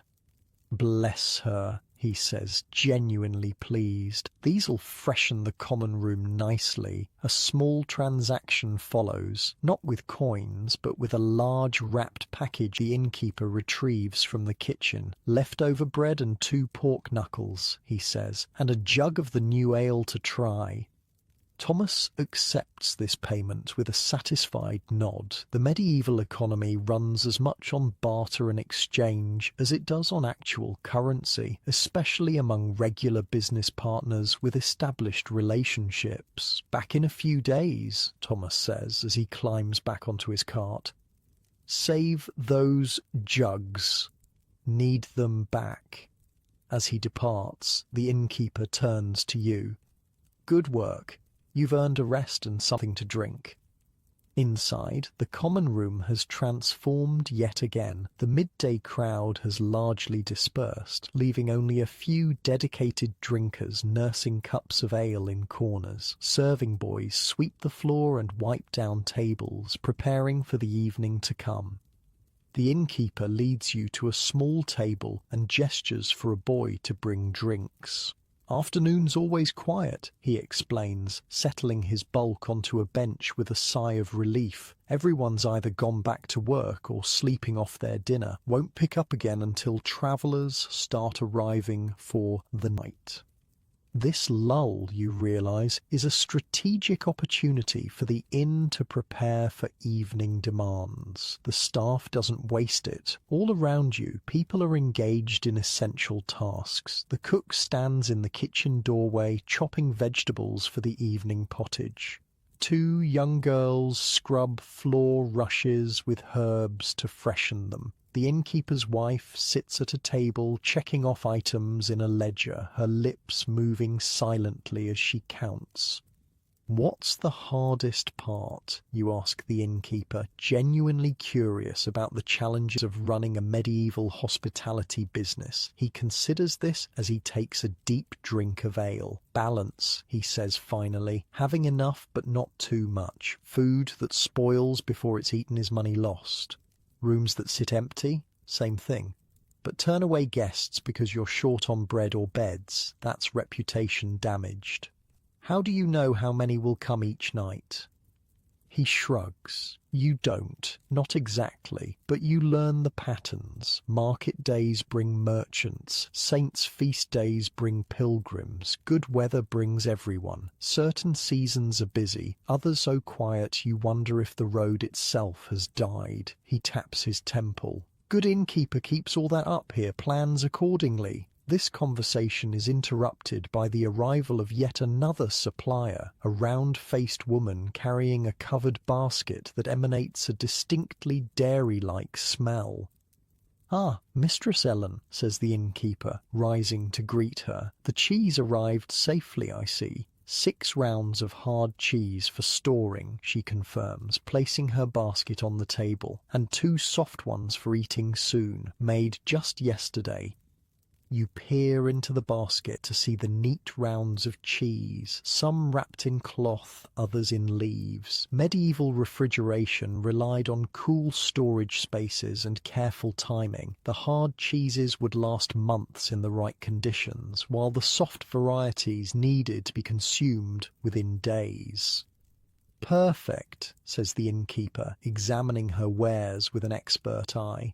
"The last batch was excellent. Had a merchant from London ask where I got it." The cheesemaker beams at this praise. "Did you tell him?" "Course not," the innkeeper scoffs. "Let him think it came from France or somewhere fancy. Charged him double, I did." They both laugh at this deception, another small way the innkeeper maximizes profit while supporting local suppliers. The business relationship is clearly well established and mutually beneficial. As with the woodsman, payment involves both coin and barter, a small silver penny plus kitchen scraps valuable for feeding the cheesemaker's pigs. The medieval waste recycling system continues to impress you with its efficiency. After she leaves, the innkeeper dispatches a serving boy to carefully store the cheeses in the cool cellar beneath the inn. "Keep the soft ones separate," he instructs. "Those are for the merchant dinner tonight, not general serving." Another example of the inn's tiered service model, better quality items reserved for wealthier guests willing to pay premium prices. Your attention is drawn to the courtyard door, which opens to admit a boy of perhaps 14, dressed in the dust-covered clothes of someone who's been travelling on foot. He heads straight for the innkeeper. "Master Hart," he says breathlessly. "Message from the Crown at Millbrook." The innkeeper gives the boy a cup of water, which he drinks gratefully before continuing. "Richard says to tell you a noble party's heading this way. Should reach you by evening. 6 in the main group, plus servants and guards. At least a dozen horses all told." This news causes an immediate shift in the inn's energy. The innkeeper straightens, mind clearly calculating implications. When did they leave Millbrook? Just after midday, the messenger reports. So they'll arrive by sunset, the innkeeper mutters, half to himself. Time enough to prepare. He flips the boy a small coin. Good work, lad. Tell Richard I'm grateful for the warning. As the messenger departs, the innkeeper claps his hands sharply, drawing his wife's attention. Noble party coming. Millbrook just sent word, a dozen or more with horses.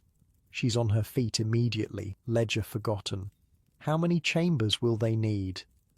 Clear the 3 best ones, plus the long room for servants. We'll put their guards in with our stable hands if needed. What follows is a flurry of activity as the inn shifts into high alert preparation mode. The innkeeper's wife begins issuing rapid-fire orders to the serving staff. Fresh rushes in all the upper chambers. Get the good linen out for the beds. Silver cups, not wooden, and the matching platters. Tell cook we need something better than pottage for the main table tonight. The lazy afternoon atmosphere vanishes completely. Girls rush upstairs with armfuls of clean linens. Boys are dispatched to the cellar to bring up the better wine and the innkeeper's prized silver cups. Not actually silver, you suspect, but pewter polished to a high shine. The cook emerges from the kitchen, wiping her hands, to consult with the innkeeper's wife about the evening meal. Their conversation is intense and detailed, centering on how to transform ordinary provisions into something that will satisfy noble expectations. The capon we were saving for Sunday? Yes, and perhaps the rabbit pie. Do we still have those dried fruits from France? A small amount. Enough to garnish at least.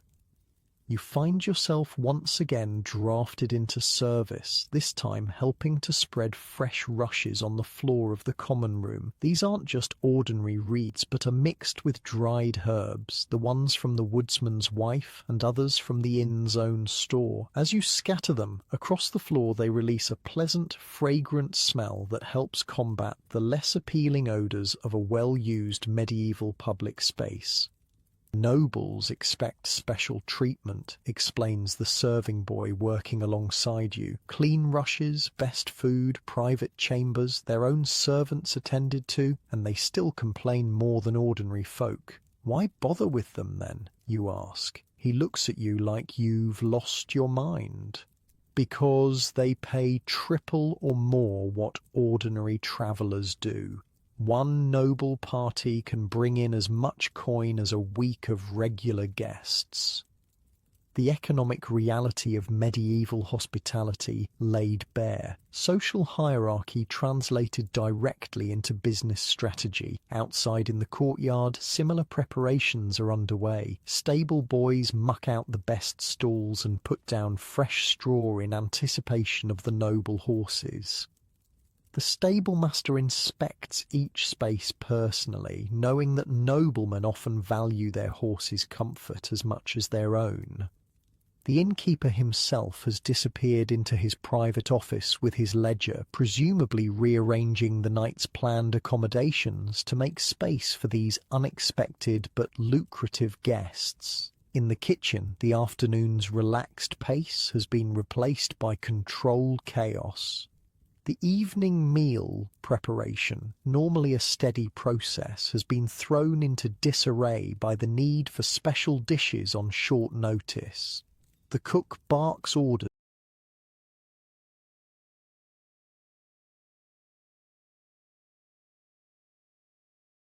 at her assistants while aggressively chopping herbs. You fetch more onions from the cellar, and you turn that capon on the spit before it burns on one side. The massive fireplace now holds several cooking operations simultaneously, a capon turning slowly on a spit tended by a sweating boy, a large pot of pottage still simmering for regular guests, and a smaller, more carefully seasoned stew for the noble table. The cook catches you watching and immediately puts you to work. Don't just stand there. Chop these carrots. Small pieces, mind you, not chunks a horse would choke on. Your modern knife skills are put to the test as you tackle the pile of vegetables before you. Medieval carrots, you discover, are nothing like their modern descendants. Smaller, tougher, and often forked into bizarre shapes that make uniform chopping nearly impossible. "Those nobles better appreciate this," grumbles the cook as she expertly dismembers a rabbit for a pie. "Last month, Lord whoever he was complained the sauce had too much garlic. Too much, as if there's such a thing." Despite her complaints, you can tell she takes genuine professional pride in rising to the occasion. The chance to cook for distinguished guests, however demanding they might be, is an opportunity to demonstrate skill and creativity within the constraints of medieval cuisine. Throughout the inn, the afternoon's peaceful lull has been completely shattered. Every staff member moves with renewed purpose, transforming the space from its everyday state to something more refined. It's a fascinating glimpse into medieval hospitality's response to social hierarchy. The same building, the same staff, but an entirely different level of service activated on demand. The innkeeper returns to the common room, now pausing at each table to ensure preparations are progressing properly. He straightens a bench here, rearranges cups there, all with the careful eye of someone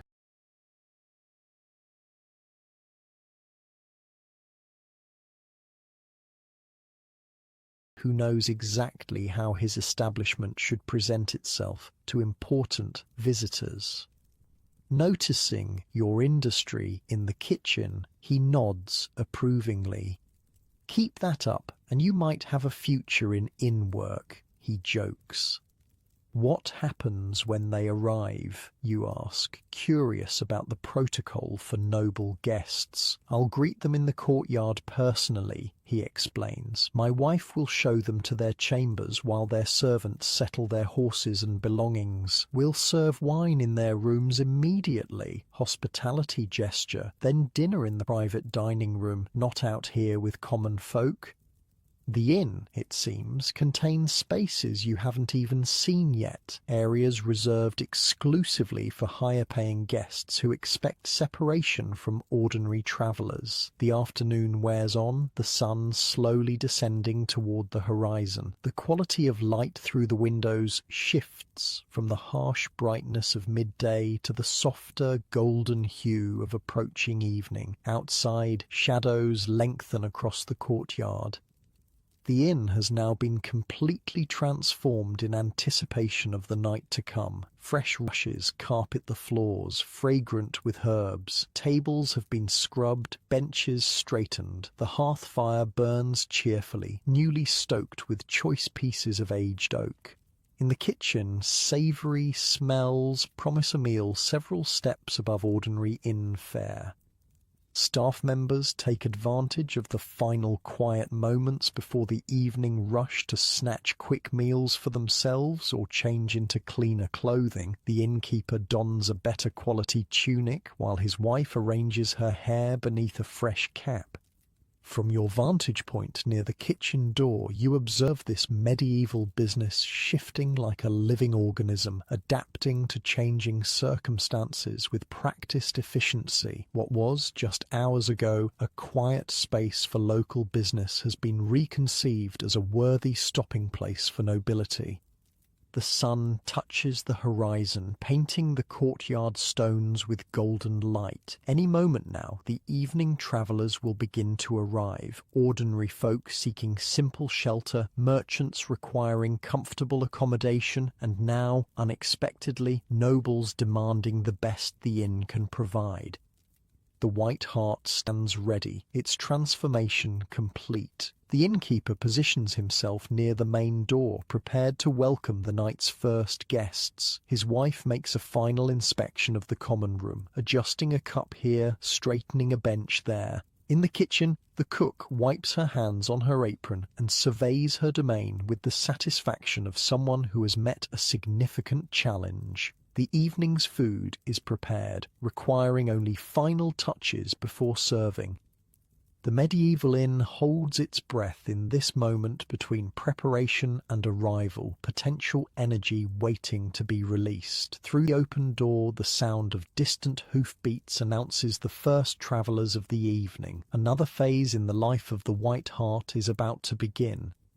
The first evening travellers arrive not with the dramatic flair of nobility, but with the weary determination of ordinary folk. A family of 4 trudges into the courtyard, the father leading a tired donkey laden with modest belongings, the mother carrying a sleeping infant, and a young boy of perhaps 6 trailing behind, kicking stones to entertain himself on the final steps of their journey.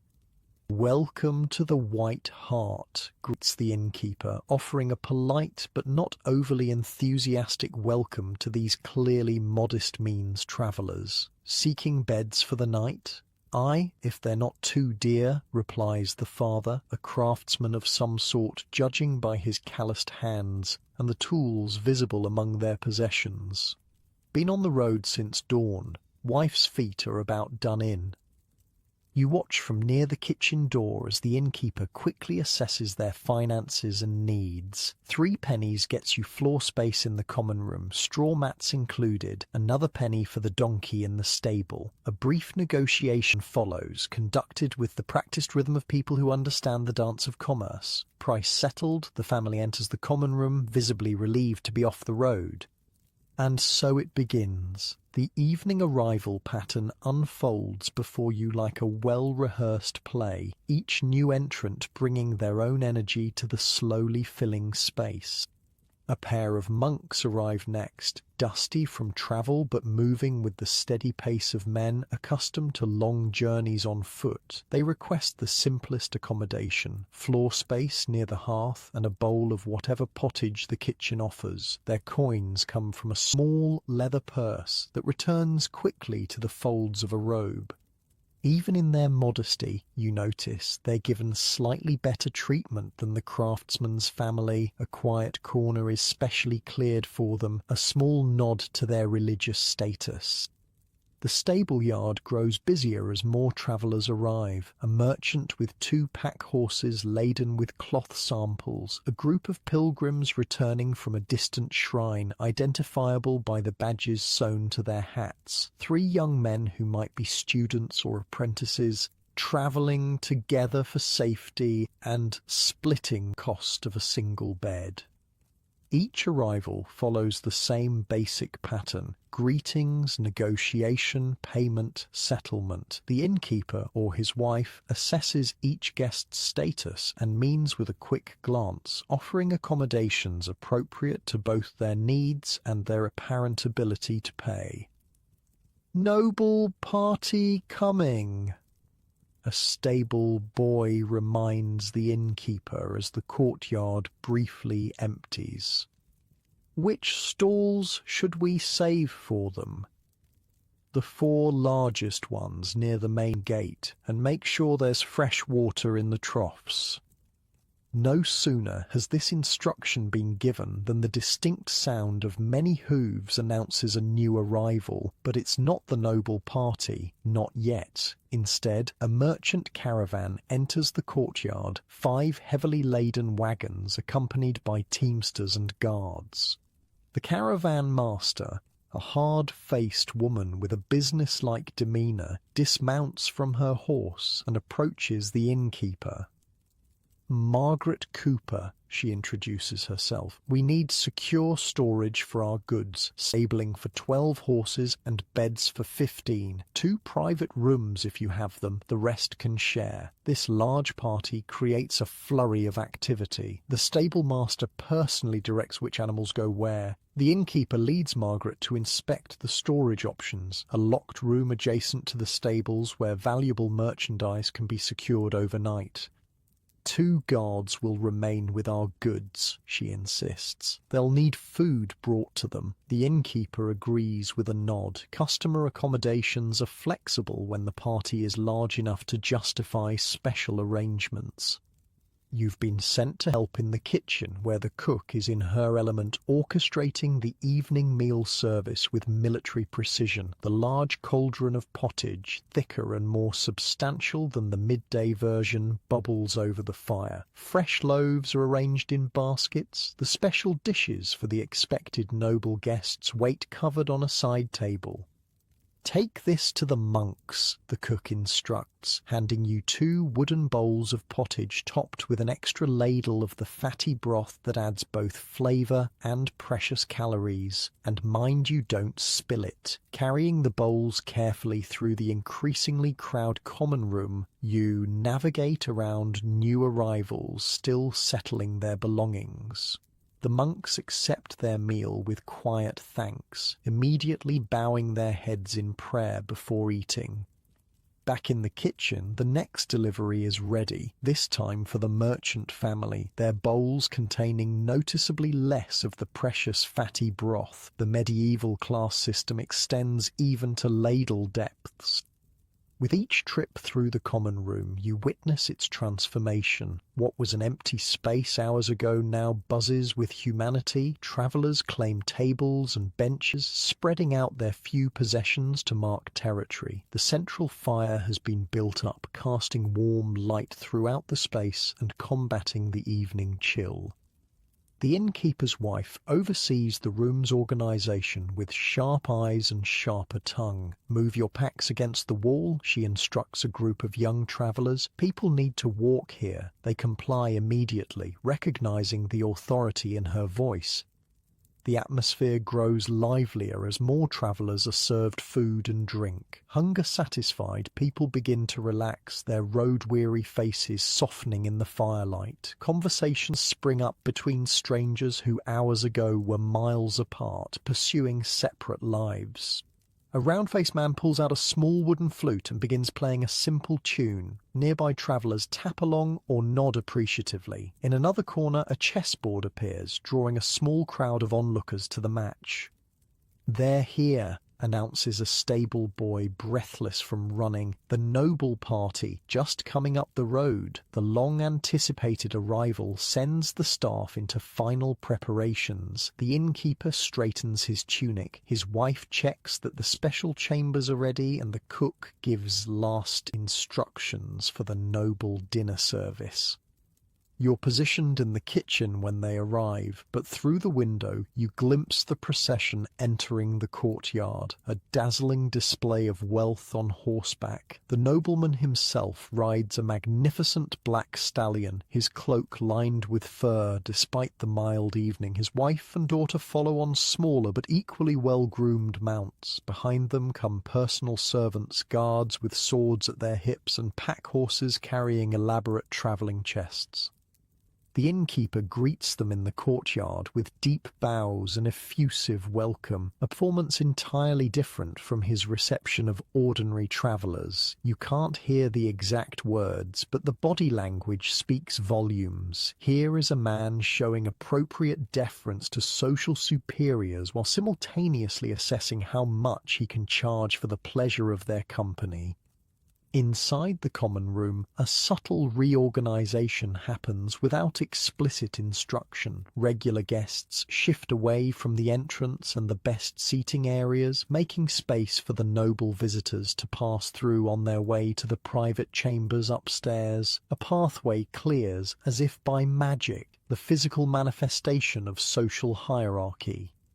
The noble party does not linger in the common space. The innkeeper's wife personally guides them upstairs while servants begin the complex process of unloading their belongings. The brief glimpse ordinary travellers get of these elevated guests creates a ripple of whispers and speculation. "That's Lord Blackwell," you overhear someone say, "owns half the county east of here. Did you see the jewels on his wife's gown, worth more than my whole workshop? They say he's in favour with the king himself." The noble family's invisible presence upstairs somehow changes the atmosphere of the entire inn. Even hidden from view, their status affects everything. Staff move more carefully, conversations become slightly more restrained. Everyone seems aware that important ears might hear them.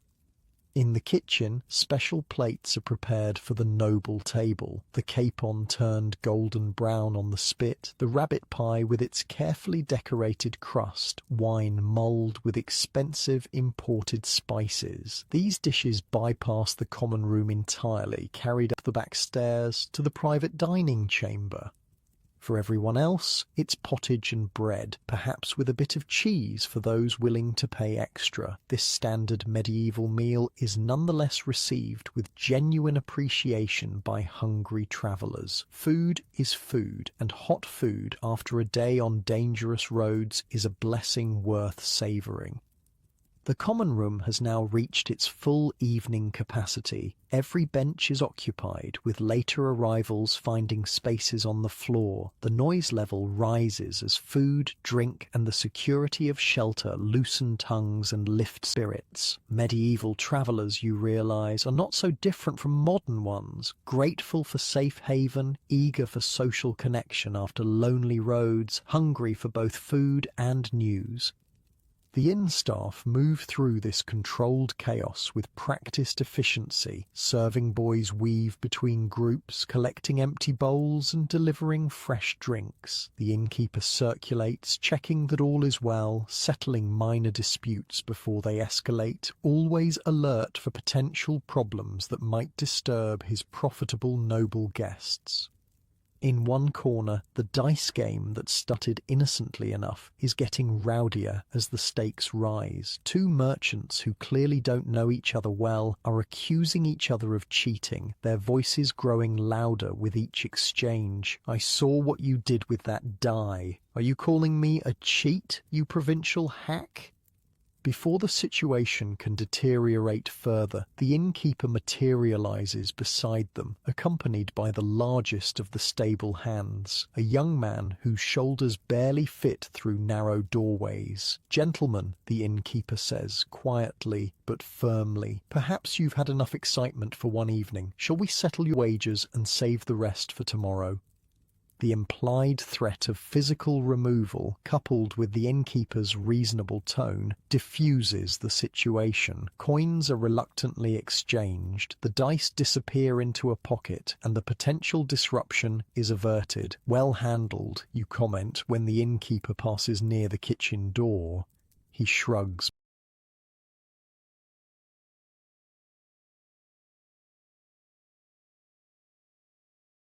modestly. "Deal with it every night. Men drink, men gamble, men fight. Part of running an inn is knowing when to step in."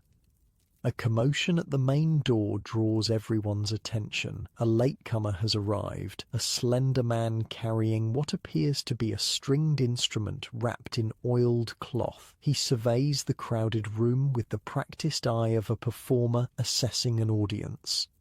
"Ah," says the innkeeper, with evident pleasure. "Thomas the Troubadour. Didn't expect to see him until next week." The musician unwraps his instrument, a type of medieval lute, and quietly tunes it in a corner while accepting a cup of ale from a serving boy. There's no formal announcement, no stage or spotlight, but gradually the room's attention shifts toward him as he begins to play.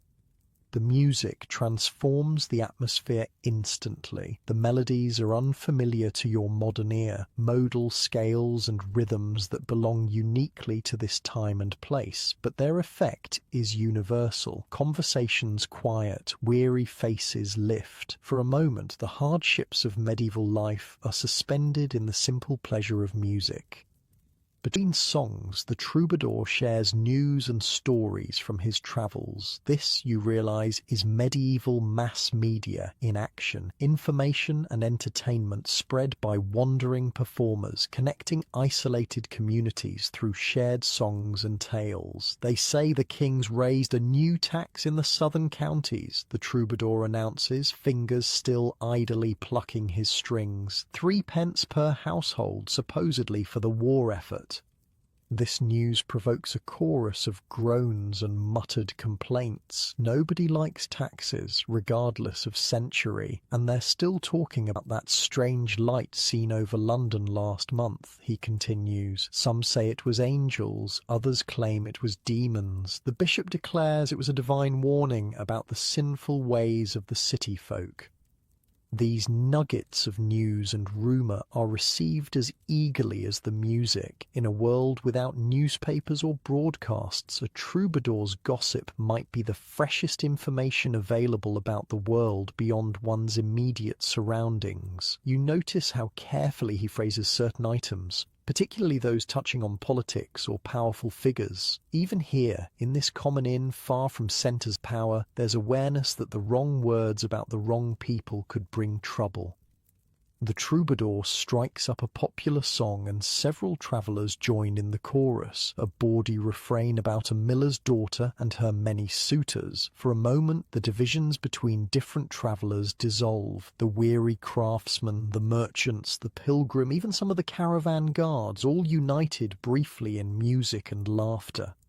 Through it all, the innkeeper and his staff maintain the steady rhythm of service. Fresh rushes are spread where the floor has become dirty, candles are lit as darkness deepens outside, more ale is brought from the cellar, the common room transitions from dinner space to evening entertainment venue to eventual sleeping area, all without interrupting its function as the heart of the inn.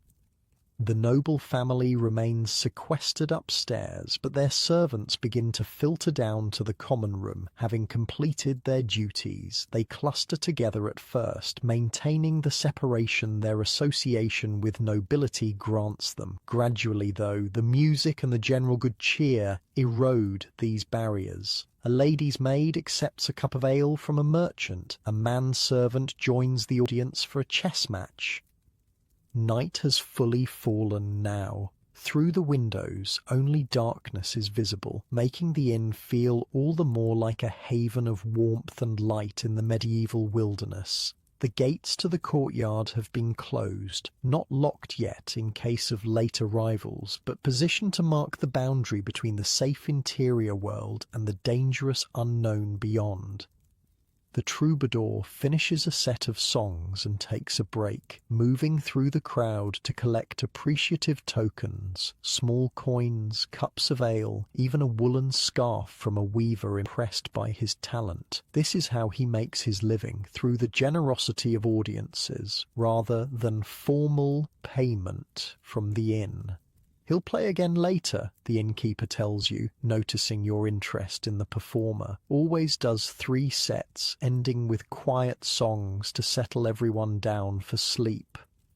The thought of sleep reminds you that the common room will soon transform yet again, from social space to communal bedroom. Already, some travellers have claimed corners and are arranging their cloaks or blankets into makeshift bedding. The elderly, the very young, and the most exhausted from travel are the first to seek rest, curling up on benches or in nooks despite the continuing noise.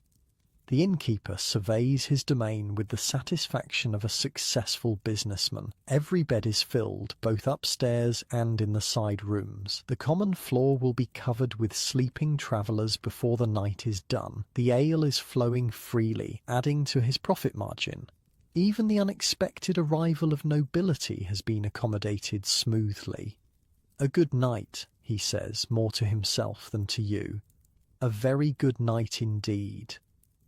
Outside, the darkness holds unknown dangers. Wolves, bandits, the simple perils of unlit roads and unfamiliar terrain. But inside the White Hart, medieval travellers have found what humans in every century seek: safety, sustenance, company, and perhaps a brief moment of joy in the music of a wandering troubadour.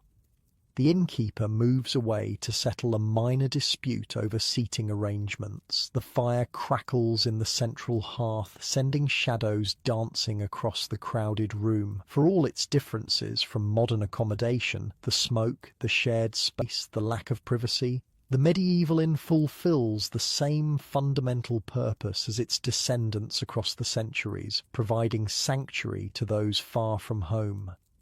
Evening has fully arrived at the White Hart, and with it the most social phase of the inn's daily cycle. What happens next, as night deepens and weary travellers seek their rest, is yet another chapter in the rhythm of this medieval crossroads. Night creeps over the White Hart like a living thing, deepening shadows in corners, making the fire's glow seem brighter, more necessary. Outside, darkness is complete. No streetlights, no headlights, just the occasional glimpse of stars between clouds and maybe a distant lantern from another building. Inside, the common room has reached its final form of the day, no longer a dining hall or meeting place, but a curious hybrid of entertainment venue and dormitory. The troubadour has returned to his corner after a brief rest, instrument tuned, voice cleared with a sip of ale. His second set begins with livelier songs than his first, ballads that invite participation, stories set to music that capture attention. Here's one you might know, he announces, strumming an introduction, the tale of Sir Roland and the Enchanted Forest. Several voices cheer in recognition. This must be a popular medieval hit, the equivalent of a crowd pleaser that gets everyone singing along. Sure enough, by the chorus, at least a dozen travellers have joined in, some singing with the practised ease of those who know the words well, others mumbling along, picking up phrases as they go.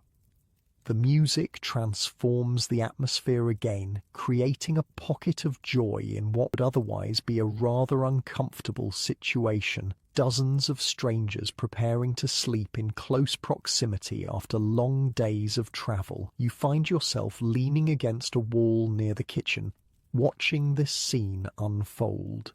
The innkeeper appears beside you, also observing his common room with a proprietor's assessing eye.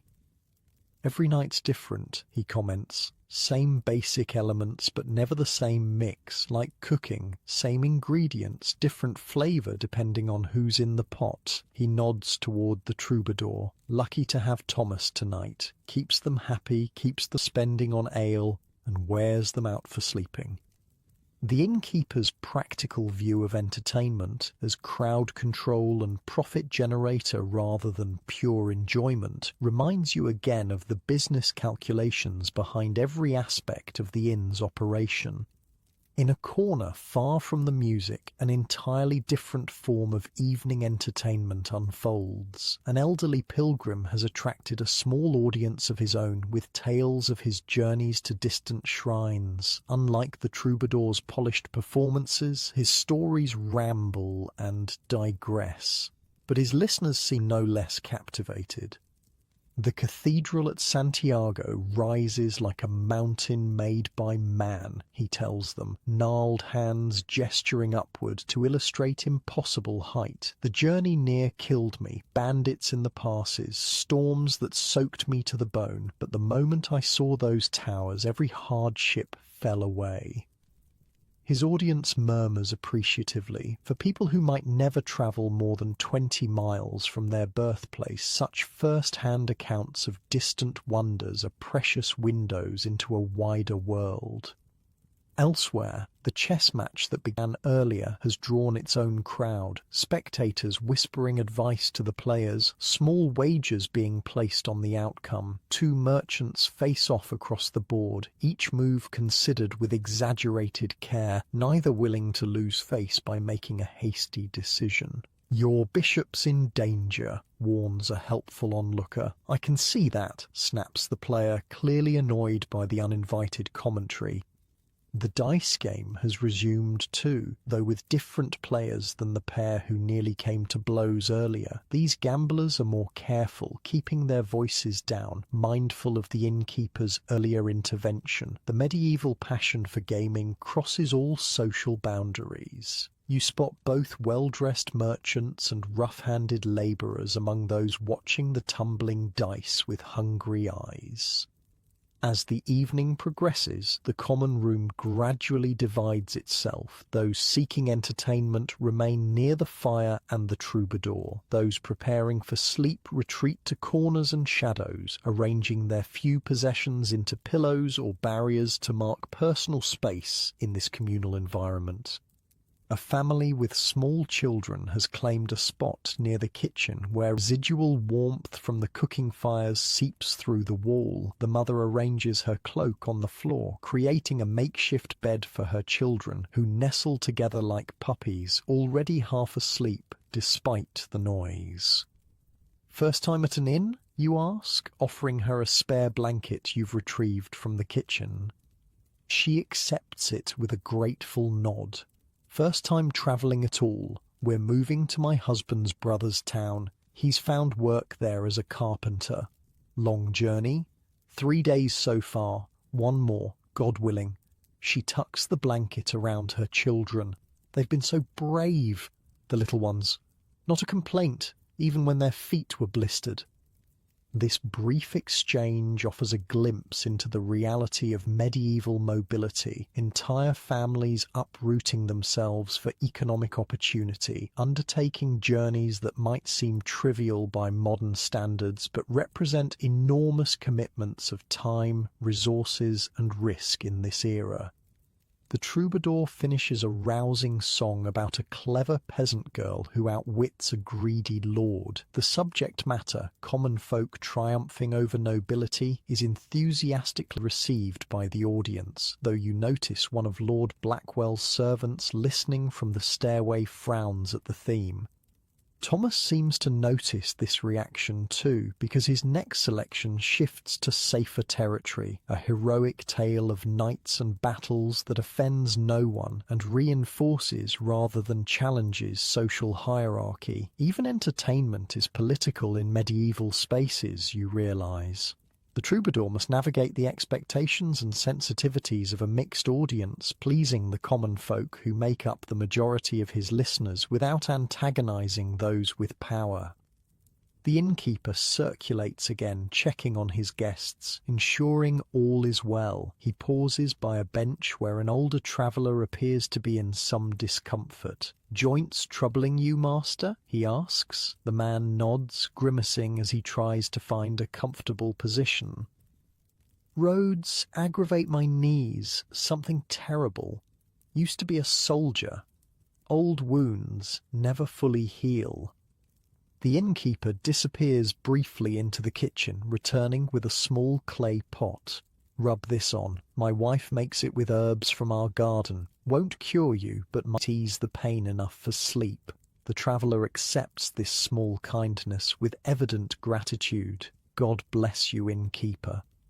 This interaction reveals yet another facet of the innkeeper's role. Part businessman, part host, sometimes even amateur healer. In a world without convenience stores or pharmacies, such informal remedies are often the only relief available for common ailments. Near the main door, the innkeeper's wife supervises as a serving boy secures the entrance for the night, dropping a heavy wooden bar into brackets on either side of the door. The courtyard gate has already been locked, she confirms. The White Hart is now sealed against the dangers of the medieval night. "Anyone still outside is staying outside," she announces to the room at large. "Bars down for the night." This declaration prompts a few last-minute trips to the privy, the outdoor latrine that serves the inn. Nobody wants to be caught short during the night when leaving the building means waking the innkeeper for the key. The noble family upstairs has long since retired to their private chambers. Their evening meal concluded, their comfort assured by attentive servants. Their presence is still felt, however, in the careful way the innkeeper moderates noise levels as the hour grows later. "Keep it down," he warns a group of particularly enthusiastic singers. Quality guests upstairs need their rest. The troubadour reads the room expertly, transitioning to quieter, more soothing melodies as the energy naturally begins to ebb. His final set will be deliberately calming, lullabies and gentle ballads designed to ease the transition to sleep. Meanwhile, the practical aspects of converting the common room to sleeping space continue around the edges of the entertainment. Serving boys collect abandoned cups and bowls. The innkeeper's wife distributes additional blankets to those who've paid for them. One corner of the room is designated for women travelling alone, offering modest separation if not true privacy. Security arrangements for the night become visible too. The largest of the stable hands positions himself near the main door with a sturdy cudgel, not brandished threateningly, but present and visible. The message is clear: disturbances won't be tolerated once the room settles for sleep. "Do you have problems with theft?" you ask the innkeeper quietly. He shrugs. "Show me a room full of strangers sleeping near their valuables, and I'll show you temptation. Most nights pass peacefully enough, but best to have what by the door discourages the opportunity seekers." The chess match concludes with a decisive victory for one of the merchants. Coins changing hands among spectators who wagered on the outcome. The players shake hands with formal courtesy before carefully packing away the carved pieces in a velvet-lined box. The dice game continues in hushed tones, players hunched close together to keep their activity semi-private. The innkeeper watches from a distance but doesn't intervene as long as they remain quiet. A new dynamic emerges as the common room transitions towards sleep, the complex negotiation of space between strangers forced into intimate proximity. Someone snoring provokes muttered complaints. A dispute arises over the boundary between two travellers' claimed floor space, requiring the innkeeper's diplomacy to resolve. "Move your pack 2 handspans that way," he suggests to one. To the other, "and you can have this extra blanket to make up for the narrower space." Both parties accept this solution, neither entirely satisfied but neither willing to make a scene. The social contract of the medieval inn requires compromise and tolerance from all guests. The troubadour begins what is clearly his final song of the night, a gentle, almost hypnotic melody with simple, repetitive lyrics that invite drowsy listeners to lose themselves in its rhythm. The road is long, the night is deep, but here we gather, safe to sleep. Tomorrow's journey waits till then, till morning light guides us again.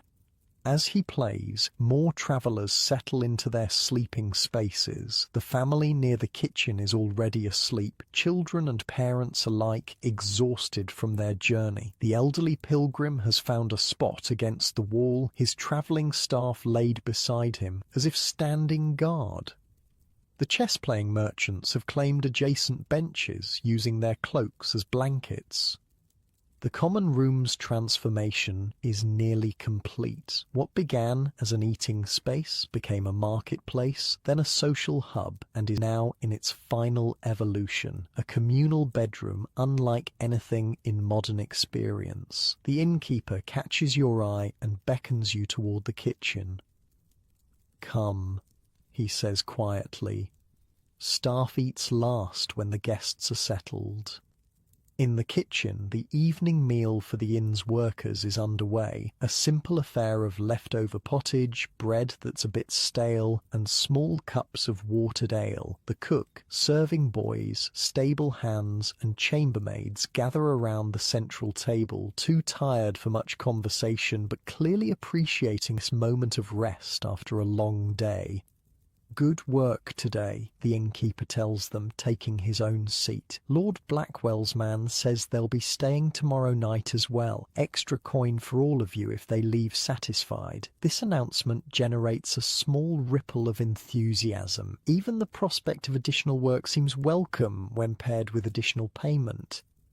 You find yourself seated between a stable boy who can't be more than 12 and an older serving man whose lined face suggests decades in similar service. The contrast between them, one at the beginning of a working life, one near its end, offers a glimpse into the limited mobility of medieval occupations. the boy will likely grow into the man's position, and someone else's child will take his place in the stables, the cycle continuing unbroken. The meal is consumed quickly, everyone aware that sleep is a precious commodity in short supply. Kitchen staff will rise before dawn to begin bread making. Stable hands must be up to tend horses whose owners will depart at first light. Even a few hours of rest are valuable in this world of endless physical labour. As the staff finish eating, the innkeeper's wife distributes sleeping arrangements. Girls in the storage room behind the kitchen, boys in the stable loft. Mind you don't oversleep. Unlike guests, staff don't question their accommodations or complain about discomfort. This hierarchy of comfort, nobles in private chambers, common travellers in the common room, staff in whatever spaces remain, is simply the accepted order. What about the night watch? Asks one of the older stable hands. Your first shift, replies the innkeeper, until midnight, then wake Tom for second. Security, you realize, continues through the night. Not just the visible presence by the door, but actual guards patrolling the property at intervals. Medieval inns faced threats from both outside intruders and internal troublemakers. Vigilance was a business necessity. After the staff meal concludes, you follow the innkeeper back to the common room for a final check before he retires. The space has transformed yet again, now dark except for the dying fire and a few small rushlights maintained for safety. The troubadour has finished his performance and claimed his own sleeping space near the hearth, a choice spot reserved by the innkeeper as part of his compensation. Most travellers are now asleep or pretending to be, curled on benches or floor space, using packs as pillows, wrapped in cloaks or blankets against the night chill. The collective sound of breathing, punctuated by occasional snores or coughs, creates a peculiar intimacy. Dozens of strangers sharing this most vulnerable of states. The innkeeper makes a slow circuit of the room, checking that all is secure, that no candles remain lit to pose a fire hazard, that the most valuable items have been properly stored rather than left temptingly visible. Sleep while you can, he advises you quietly. Kitchen fires start before dawn. With that, he retreats to his own quarters, a private room off the kitchen that he shares with his wife. Unlike their guests, they enjoy the luxury of a real bed raised off the floor on a proper frame with a straw-filled mattress and linen sheets, small privileges of ownership. Left alone in the common room, you find a vacant corner and settle in, using your cloak as both mattress and blanket as you've seen others do. The floor is hard beneath you, the smells of smoke, food, and unwashed bodies inescapable, the sounds of strangers unsettlingly close. Yet there's an unexpected comfort in this shared experience, the knowledge that for centuries travellers found rest in exactly this way, huddled together against the darkness, finding safety in numbers and shelter within solid walls. From your position you can see the main door with its heavy bar, the glowing embers of the central hearth, and the shadowy forms of fellow travellers scattered across the room. The night watch, the stable hand assigned first shift, paces slowly around the perimeter, his footsteps a soft, reassuring rhythm in the darkness. Medieval darkness is profound in a way modern people rarely experience. No ambient light from electronics, no distant glow of cities, just the absolute absence of light where fire or candles don't reach. The corners of the room disappear into impenetrable shadow. Only the faint red glow of the banked hearth fire offers any illumination.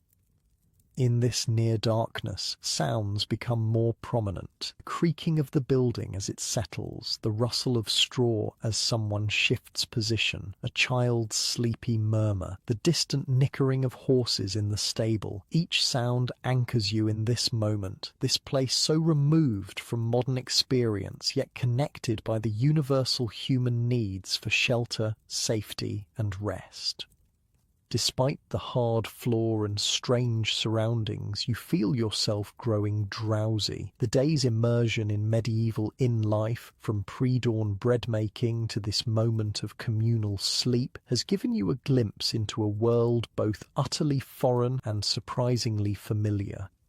The innkeeper was right about one thing. Every night at the White Hart is different, shaped by the unique combination of travellers who happen to converge on this spot. Tonight's gathering, the noble family, the merchant caravan, the craftsman's family seeking a new life, the pilgrim, the chess players, the musicians, will never be replicated exactly. Yet the pattern itself is ancient and enduring. For as long as roads have connected human settlements, travellers have sought shelter where those roads cross. Inns like the White Hart stand at these crossroads, offering the essentials that all journeys require: food, drink, shelter, security, perhaps even a moment of connection through shared stories or songs. Your last thought before sleep claims you is how these fundamental needs remain unchanged across centuries. For all the differences in comfort and convenience between medieval and modern travel, the core experience, seeking safe haven at day's end, connects you directly to every traveller who ever laid their head on this floor. Outside, the medieval night continues its slow passage. The watch changes at midnight, one weary guard replacing another. Inside, the White Hart cradles its temporary community in solid walls of stone and timber, a sanctuary against darkness until dawn brings the cycle back to its beginning. The deepest hours of night at the White Hart belong to shadows and secrets. Sometime after midnight, the common room achieves a rare state of near silence, broken only by the chorus of sleep sounds, the occasional creak of timber, and the soft footfalls of the night watchman making his rounds. This is the medieval midnight, the true dark of night, when even an inn full of travellers surrenders to the rhythms of a world without artificial light. You drift in and out of sleep on your hard corner of floor, never quite achieving the deep rest your body craves. Each time you surface to consciousness, you catch glimpses of the inn's nocturnal life, vignettes that most travellers, wrapped in exhausted slumber, never witness. The night watchman, Tom, who took over the second shift, paces slowly around the perimeter of the common room, pausing occasionally to listen at the main door or peer out a shuttered window. His presence is both security and deterrent, a visible reminder that the inn takes its responsibilities seriously. In his hand he carries a short cudgel, at his belt a ring of heavy iron keys. In his pocket, you imagine, there's a whistle or bell to raise alarm if needed. Most nights pass without incident, but medieval inns faced real threats, from opportunistic thieves targeting sleeping travellers to organised brigands who might see a prosperous establishment as worth the risk of a night raid. Tom's vigilance is not merely ceremonial. In one corner, the inn's mouser prowls with silent intensity. Earlier, she was a lazy presence in the sunny courtyard. Now, in these dark hours, she becomes a dedicated hunter, slipping between sleeping forms with liquid grace, eyes gleaming when they catch the faintest light from the banked fire. Her midnight patrols are as important to the inn's operation as any human task. Without her, vermin would quickly overrun the food stores. Near the hearth, where the fading warmth still offers comfort, the troubadour shifts in his sleep, muttering fragments of songs that filter into his dreams. His instrument lies carefully wrapped beside him, as valuable to his livelihood as a knight's sword or a scribe's quill. The merchant family who claimed a prime sleeping space near the kitchen wall sleep fitfully, parents instinctively shifting to check on children throughout the night. Even in sleep, the responsibility of guardianship continues, a universal constant across centuries of human experience. In the furthest corner from the door, where shadows are deepest, someone is not sleeping at all. A solitary traveller sits upright, back against the wall, eyes open and watchful. Trust comes hard to some who walk medieval roads. For this person, the risk of vulnerable sleep among strangers outweighs the discomfort of night-long vigilance. Outside, an owl calls, once, twice, then silence. The night watch at the nearby church tower calls out the hour, though few are awake to hear it. 3 of the clock and all's well. 3 in the morning, a significant hour in the medieval inn's cycle. As if responding to some invisible signal, the kitchen door opens quietly. A boy of perhaps 10, the youngest of the kitchen apprentices, emerges carrying a small lantern. His job, the earliest of the morning tasks, is to rekindle the kitchen fires that have been banked overnight. The day at the White Hart begins not with dawn, but hours before, in darkness so complete it makes the small flame of his lantern seem brilliant by contrast. The boy moves carefully between sleeping forms practiced at this daily navigation. No one stirs as he passes. Travellers have learned to sleep through minor disturbances or risk getting no rest at all in these communal conditions. You rise quietly and follow him, drawn by curiosity about this transition moment, the precise point where one in-day ends and another begins. He doesn't question your presence as you enter the kitchen behind him, perhaps assuming you're another staff member assigned to early duties. The kitchen is cold, the massive hearth holding only the faintest embers from yesterday's fires. The boy kneels before it, adding kindling with careful deliberation. His movements are precise, economical, the actions of someone who performs this ritual daily and understands its importance. A failed fire means delayed bread, which means hungry travellers, which means an innkeeper's displeasure. Small flames catch, illuminating his concentrated face. He's still a child, you realize, yet bears responsibility that would overwhelm many adults in the modern world. His day began at 3 in the morning and will likely continue until after evening service concludes. Perhaps 16 hours of continuous labour, considered entirely normal in this medieval context. Need help? You whisper, mindful of sleeping travellers beyond the kitchen door. He looks up, surprised by the offer.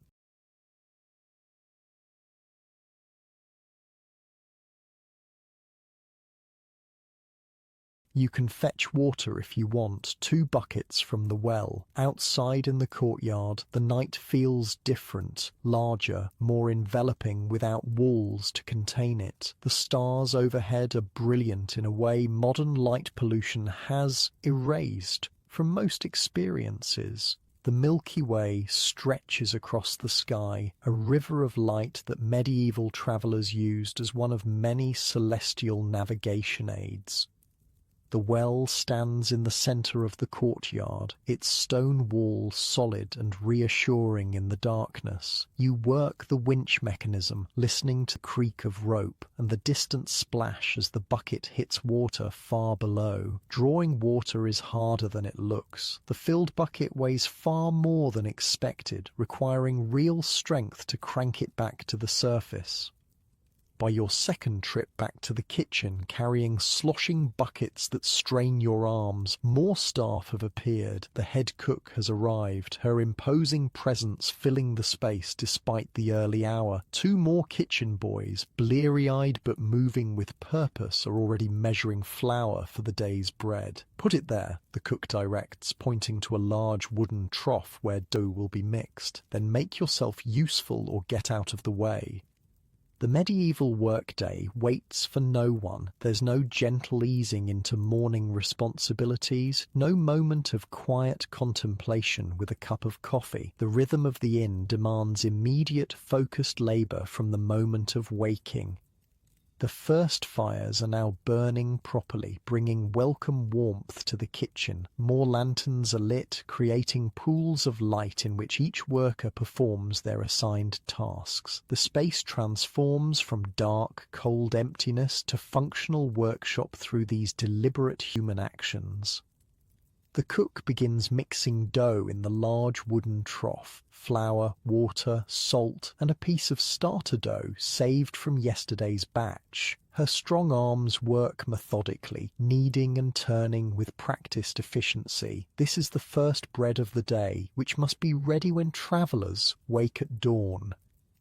More staff appear as the hour progresses. The innkeeper's wife arrives to check on kitchen preparations. A stable boy slips in for a quick drink of water before heading out to begin his own early tasks, checking on valuable horses, mucking out stalls in preparation for morning departures. Through the kitchen window, the faintest lightening becomes visible in the eastern sky. Not dawn yet, but its first harbinger. Night is beginning its slow retreat. In the common room beyond the kitchen door, the earliest risers among the travellers are beginning to stir. Those with the furthest to travel that day, those with particularly valuable merchandise to check before departure, those whose internal clocks are set to farming rhythms regardless of circumstance. They move quietly through the pre-dawn darkness, gathering their possessions, preparing for the road ahead.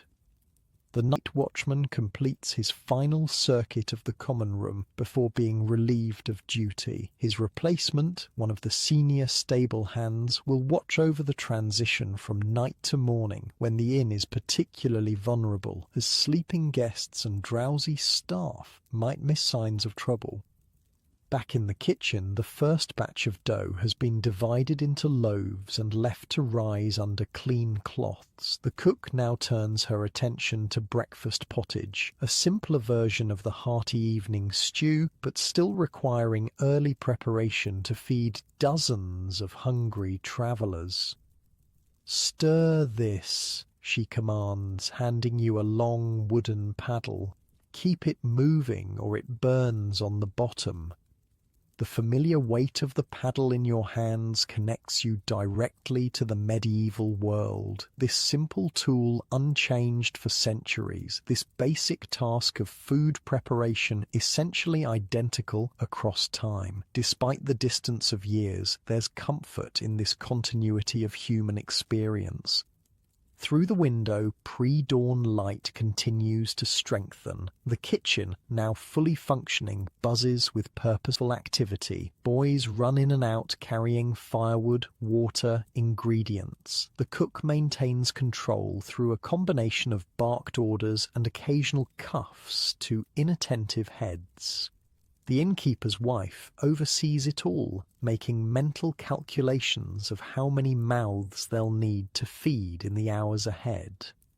In the stables, similar industry unfolds. Horses belonging to early departing travellers must be fed, watered, saddled. Carriages and carts need checking before the day's journey. Stable boys work by lantern light, their breath visible in the cold morning air, their movements economical and practised from repetition. The innkeeper himself appears in the kitchen doorway, fully dressed despite the early hour. "Any trouble in the night?" he asks his wife. "All quiet," she confirms, though Lord Blackwell's man was up and down the stairs half a dozen times, checking security, he said. The innkeeper nods thoughtfully. Noble travellers bring both profit and complication. Their custom is valuable, but their demands often excessive, their presence requiring additional vigilance against both external threats and internal mistakes that might cause offence. The eastern sky has shifted from black to deep blue, then to the luminous pearl grey that precedes true dawn. Morning birds begin their chorus, nature's own announcement that night is officially ending. Inside, the common room slowly comes alive. Those who slept on floor or bench rise stiffly, bodies complaining after hours on hard surfaces. They stretch, gather belongings, seek out the privy or washing water. The communal space that briefly united them in vulnerable sleep now returns to its daytime function, travellers once again becoming distinct individuals with separate destinations and purposes. The smell of baking bread begins to permeate the inn, the signature scent of morning that triggers hunger even in those still half asleep. The first batch of loaves has gone into the oven, their crusts already turning golden under the cook's expert timing. "Bread in 20 minutes, she announces to no one in particular, though the information is immediately relayed to the innkeeper and from him to inquiring travellers. In the courtyard, the earliest departures are already preparing to leave. A merchant with valuable goods to transport wants to maximize daylight travel hours. His servants load carefully packed bundles onto patient pack horses while he confers with the innkeeper about road conditions ahead. "The North Road was passable yesterday," the innkeeper advises, "but there was rain to the east. Expect mud if you're heading toward Norwich." This practical information, worth more than any medieval map, is received with appropriate gratitude. The merchant presses a small coin into the innkeeper's palm, a gratuity for specialized knowledge that might save hours of difficult travel. The innkeeper pockets the coin smoothly. One more small transaction in the complex economy of the White Hart, where information, services, and goodwill are commodities as valuable as the tangible food and shelter provided. Dawn proper arrives with surprising swiftness once it begins. The eastern sky flames briefly with colour, gold, then pink, then the clear blue that promises fair weather for travellers. Roosters from nearby farms announce the sun's arrival with competitive enthusiasm. The medieval day has officially begun. In the kitchen, the first loaves emerge from the oven, golden brown, crackling with heat, emanating the irresistible aroma of fresh bread. The cook inspects each one critically before pronouncing them acceptable. Her standards remain high regardless of the early hour or the social status of those who will consume her creations.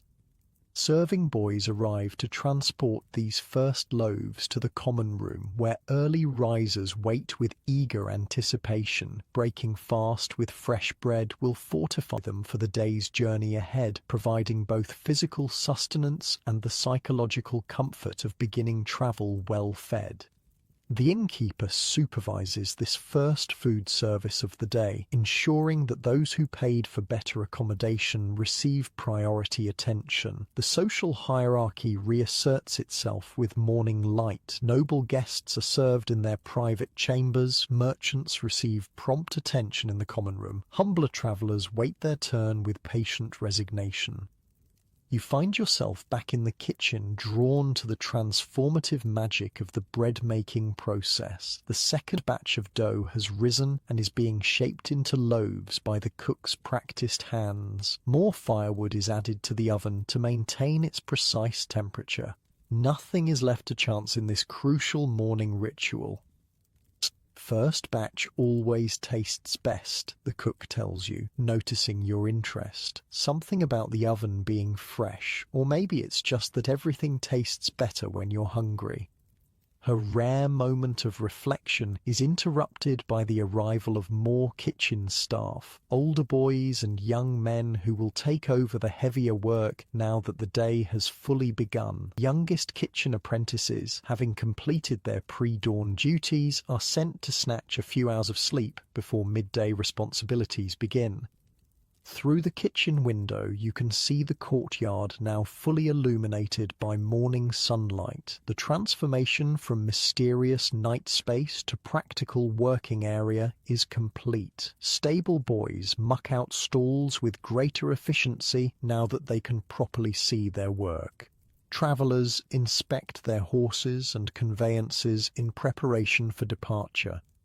The innkeeper's wife appears at the kitchen door. Lord Blackwell and his family will break fast in 1 hour, she announces. Special porridge with honey and dried fruits. Use the good bowls. This instruction creates a flurry of additional activity. Special ingredients retrieved from secure storage. Pewter bowls polished to a high shine. Careful attention to the consistency and flavouring of the noble family's breakfast porridge. Meanwhile, in the common room, ordinary travellers consume their simpler meal with equal appreciation if less ceremony. The fresh bread, perhaps spread with a little precious butter for those willing to pay extra, represents a perfect start to the medieval travelling day. Simple, sustaining, portable if necessary. Early departures begin in earnest as the sun climbs higher. The courtyard fills with activity, horses being saddled, carts loaded, travelling groups gathering for the day's journey. The innkeeper stands by the main gate, bidding farewell to those leaving, settling last-minute accounts, offering final advice about roads and weather. Safe journey to Oxford. Watch for the flooded section near the Millers. God speed you to Canterbury. Each farewell contains both genuine goodwill and practical business sense. Travellers who depart satisfied are travellers who might return or recommend the White Hart to others. Inside, the transition to full mourning continues. The common room is swept and straightened after its night as dormitory. Fresh rushes are spread in areas soiled during the night. Tables and benches are returned to their proper positions for daytime use. Every trace of the communal sleeping arrangement is efficiently erased.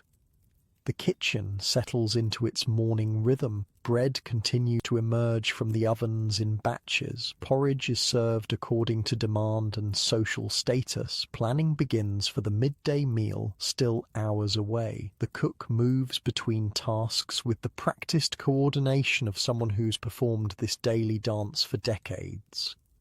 As you watch this medieval morning unfold, you're struck by the circular nature of the inn's existence. What felt like an ending, the final departure of yesterday's guests, was merely a transition to today's beginning. The White Hart never truly sleeps. It merely shifts from one phase of its eternal cycle to another. Travellers depart, travellers arrive. Bread is baked, consumed, baked again. Rooms are occupied, vacated, cleaned, reoccupied. The pattern continues with variations, but never truly breaks, a perpetual rhythm established centuries ago and maintained through countless turnings of the seasonal wheel. In the courtyard, the last of the early departures passes through the gate. A momentary quiet descends, the brief interval between morning departures and midday arrivals, when the inn belongs primarily to its permanent residents. Staff use this time to complete cleaning tasks, maintain essential equipment, prepare for the day ahead. The innkeeper returns to the kitchen, pouring himself a small cup of ale, his own breakfast after seeing guests on their way. He looks tired but satisfied, a businessman whose enterprise has successfully navigated another night cycle. "Always the same," he remarks, echoing your thoughts about the inn's circular existence. They leave, others arrive, faces change but needs don't. He drains his cup in a single swallow. Been that way since my grandfather's time, will be that way long after I'm gone. This simple observation contains profound truth. The medieval inn stands at a crossroads of human experience, a fixed point where countless individual journeys intersect briefly before continuing on separate paths. It witnesses fragments of thousands of lives without being changed by any of them. Yet its unchanging presence provides something essential, the certainty of shelter in an uncertain world, the knowledge that between here and there, between departure and arrival, there exist these islands of safety where basic human needs can be met. Outside, the morning sun illuminates a medieval world now fully awake and active. Inside, the White Hart continues its ancient cycle of hospitality: bread from the oven, porridge in the pot, ale in the cup, a place by the fire. Simple elements that together create something necessary and profound: sanctuary.